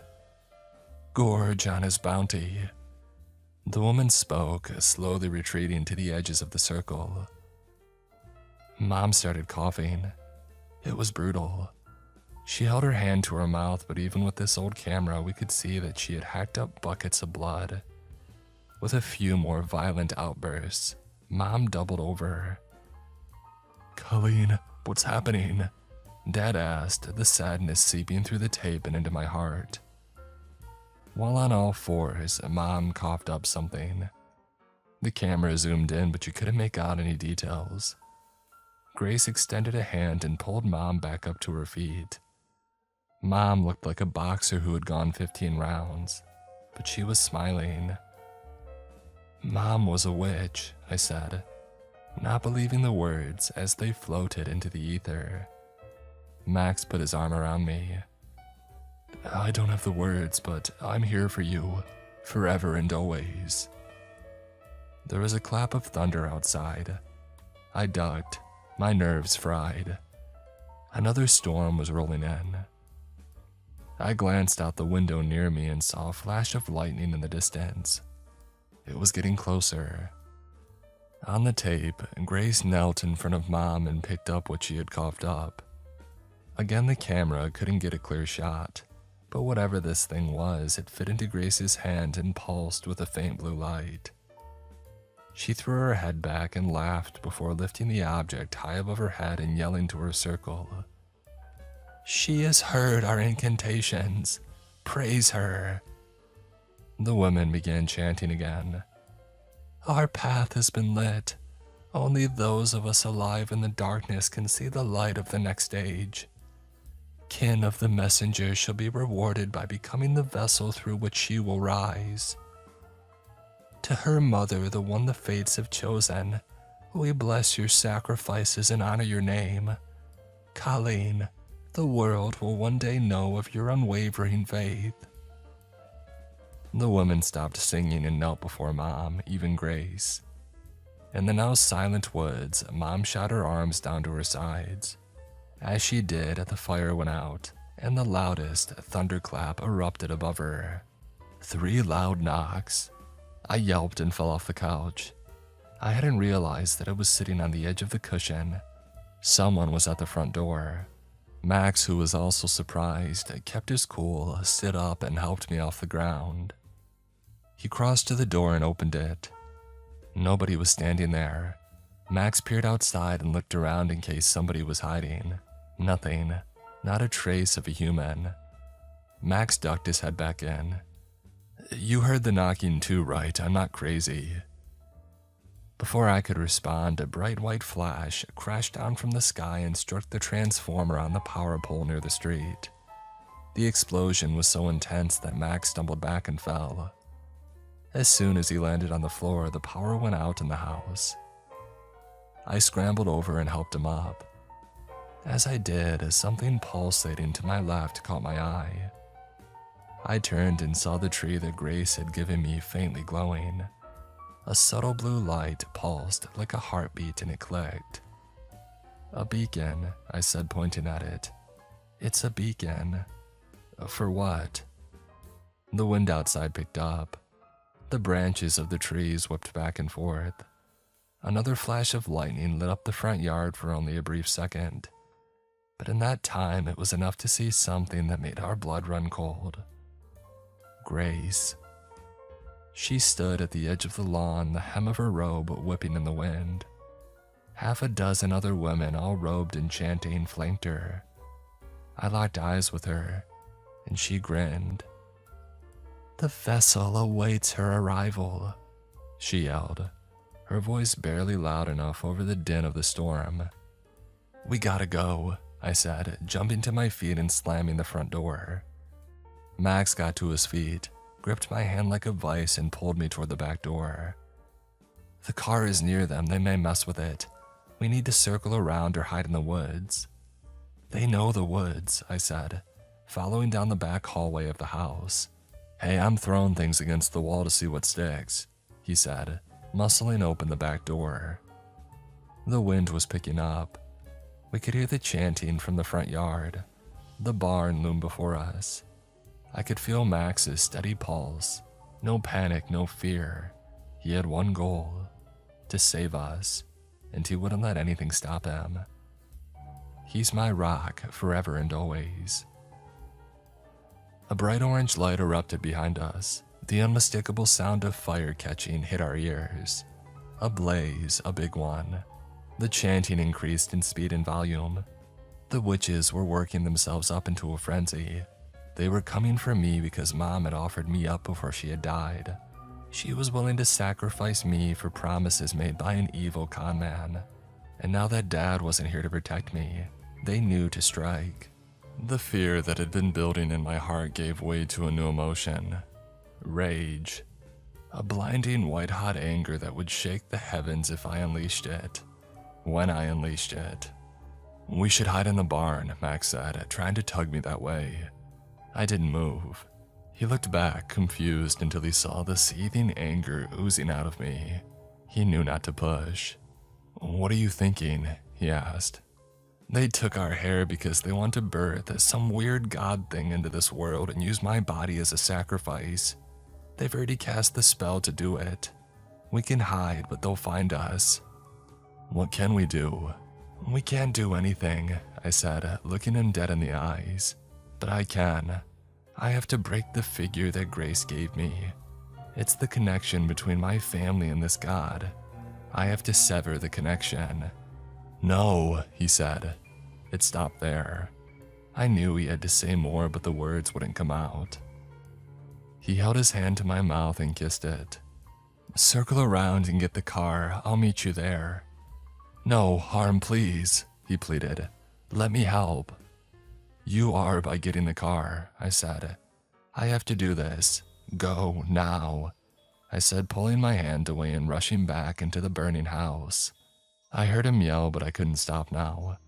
If I didn't end this, they would never stop coming for me, and they would kill Max to do it. I couldn't lose another person. The fire had already spread to the walls. There'd be no saving this place. I didn't care anymore. This wasn't a home. This was the place where ruin took a hold of my family.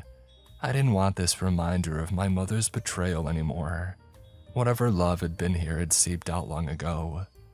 She turned on us, and she deserved nothing. Let it burn to ash. The smoke was thick and the fire was growing quicker by the moment. I had come inside for the one thing I thought could break the spell. The figure of the tree.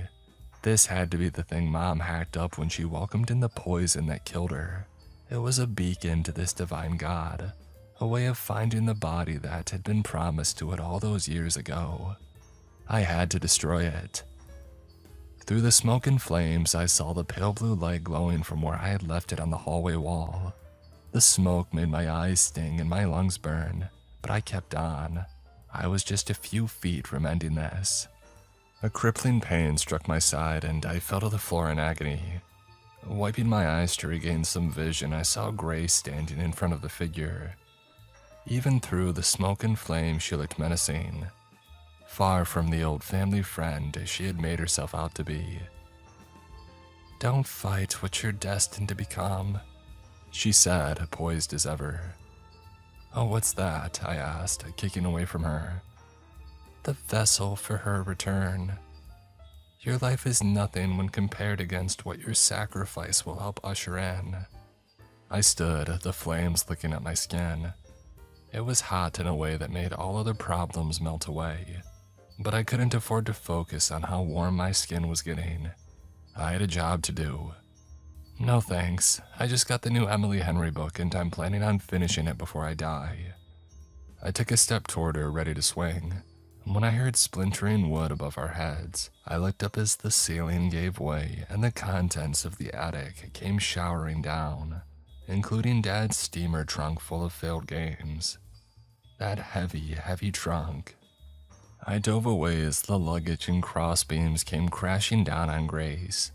She screamed, but the falling rubble drowned it out, while the collapsing rubble in my blurted laugh. "Thanks, Dad," I said to the sky. Getting back to my feet, I ran toward the half wall and grabbed the figure. It burned my hands as I held it, but I didn't let that get to me. Forget about my hands. I had to destroy it. I had to end this insanity. I raised the figure above my head, ready to slam it to the floor and break the connection, when the steamer trunk came flying off the ground and smashed into the half-burnt wall. Grace emerged, bloody and beaten, her poise a thing of the past. She was pissed. Your mother wanted this for you. Stop fighting it.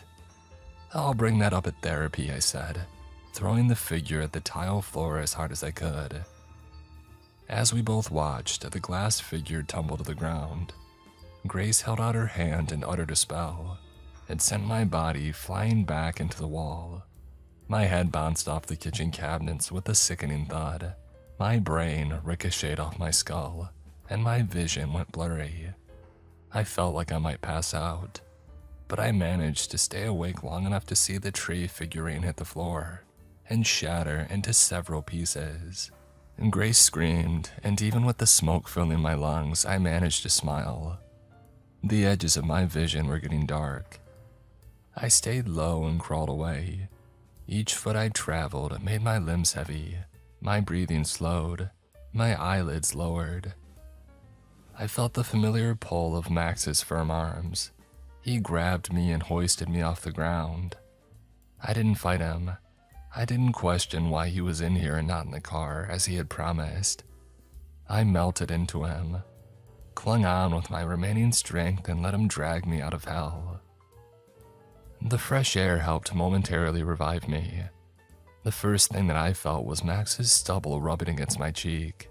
My eyes fluttered open and I saw how focused he was on getting us to the car. Nothing would break his concentration. I leaned into his ear and whispered, "Let it burn." He didn't respond. He just kept running. I felt my eyelids grow heavy again. The last thing that I remembered was Max unlocking the car. A few hours later, the sound of the passing road woke me up. I turned and saw a shell-shocked Max driving through the pre-dawn morning like his hair was on fire. I reached over and softly touched his thigh. He flinched but eased when he realized it was only me. "Hey," I said, my voice harsh from all the smoke that I had inhaled. "We've been on the road for a while. We're safe," he said, his eyes never leaving the road.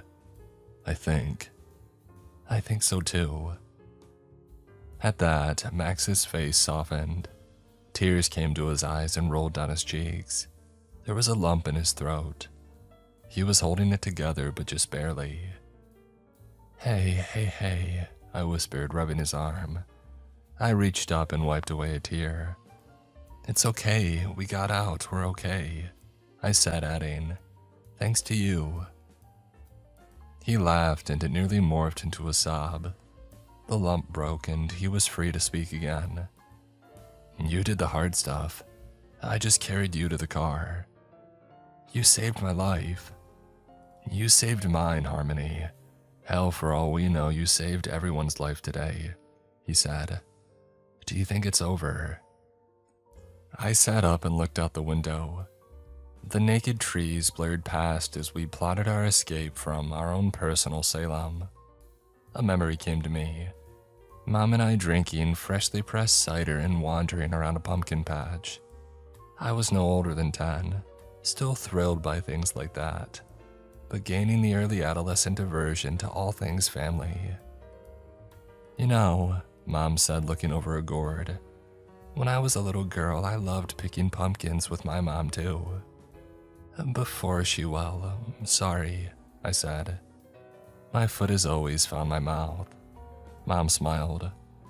I could feel its warmth on my face as sure as I could feel the mittens on my hands.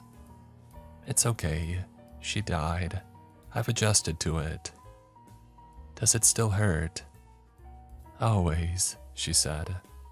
"There's a little part of you that never heals, but you can't be sad all the time. You have to learn to adjust, to find happiness in the smallest places. Like, say, helping your daughter pick out a pumpkin, or watching the sunrise over the mountains, or playing a game with your husband. If you look hard enough, you can find joy everywhere." "Well, what do you do when you can't find joy?" I asked. Mom paused and gave it serious thought. "I look at your face and always find it there." I didn't want to cry, but I felt the tears rolling down my face. Mom had been my rock, my hero, my person. Whenever I had news, good or bad, she was my first call. I now had to live with the fact that somewhere, for some reason, she had turned on me. And worse, I would never know why. She let me go. She lost her joy. Harm, Max said. You okay? Yeah, I said, wiping my own tears. I turned to him and gave him a cheesy smile. Just a lot of dust in the car, is all. He didn't respond. Instead, he pulled to the side of the road and got out of the car. What's up? I asked. He opened my door. What are you doing? He held out his hand and I took it. Stepping out of the car, I had barely shut the door when he leaned into me and wrapped his arms around me. My body trembled with pain, but it soothed my heart. Seeing Max this vulnerable was the breaking point. I lost it and he did too. After a bit he pulled away, wiped his eyes and looked deeply into mine. A manageable pain, huh? Heartache is rough sailing, but eventually the water stills. I put that on a piece of shiplap and we can afford to keep the land. I don't want it. Yeah, I don't blame you, he said, holding me close. We stood in the cool morning air embracing each other and an uncertain future. Behind us, the storm clouds broke and we caught the first rays of the rising sun coming over the mountains. Orange light brightened the dying landscape. The maples, bare of any leaves, stood proud in their starkness, arms raised to the sky, glorifying the sun for its gifts. A postcard picture. It is pretty up here though, Max said. Postcard pretty, I said. My true feelings bubbled up. I stepped away from Max and took in the beauty around me. The trees weren't dying, they were being reborn, getting another turn in the game of life, a chance to start over. Dad's memory coming back to me. I put my hand over my heart and felt it beat for both of us. I looked up at the ridge of the mountains and smiled. Everything's in its right place, kiddo. Joy found me again. I love you, Dad, I whispered to the wind. I like to think he heard it.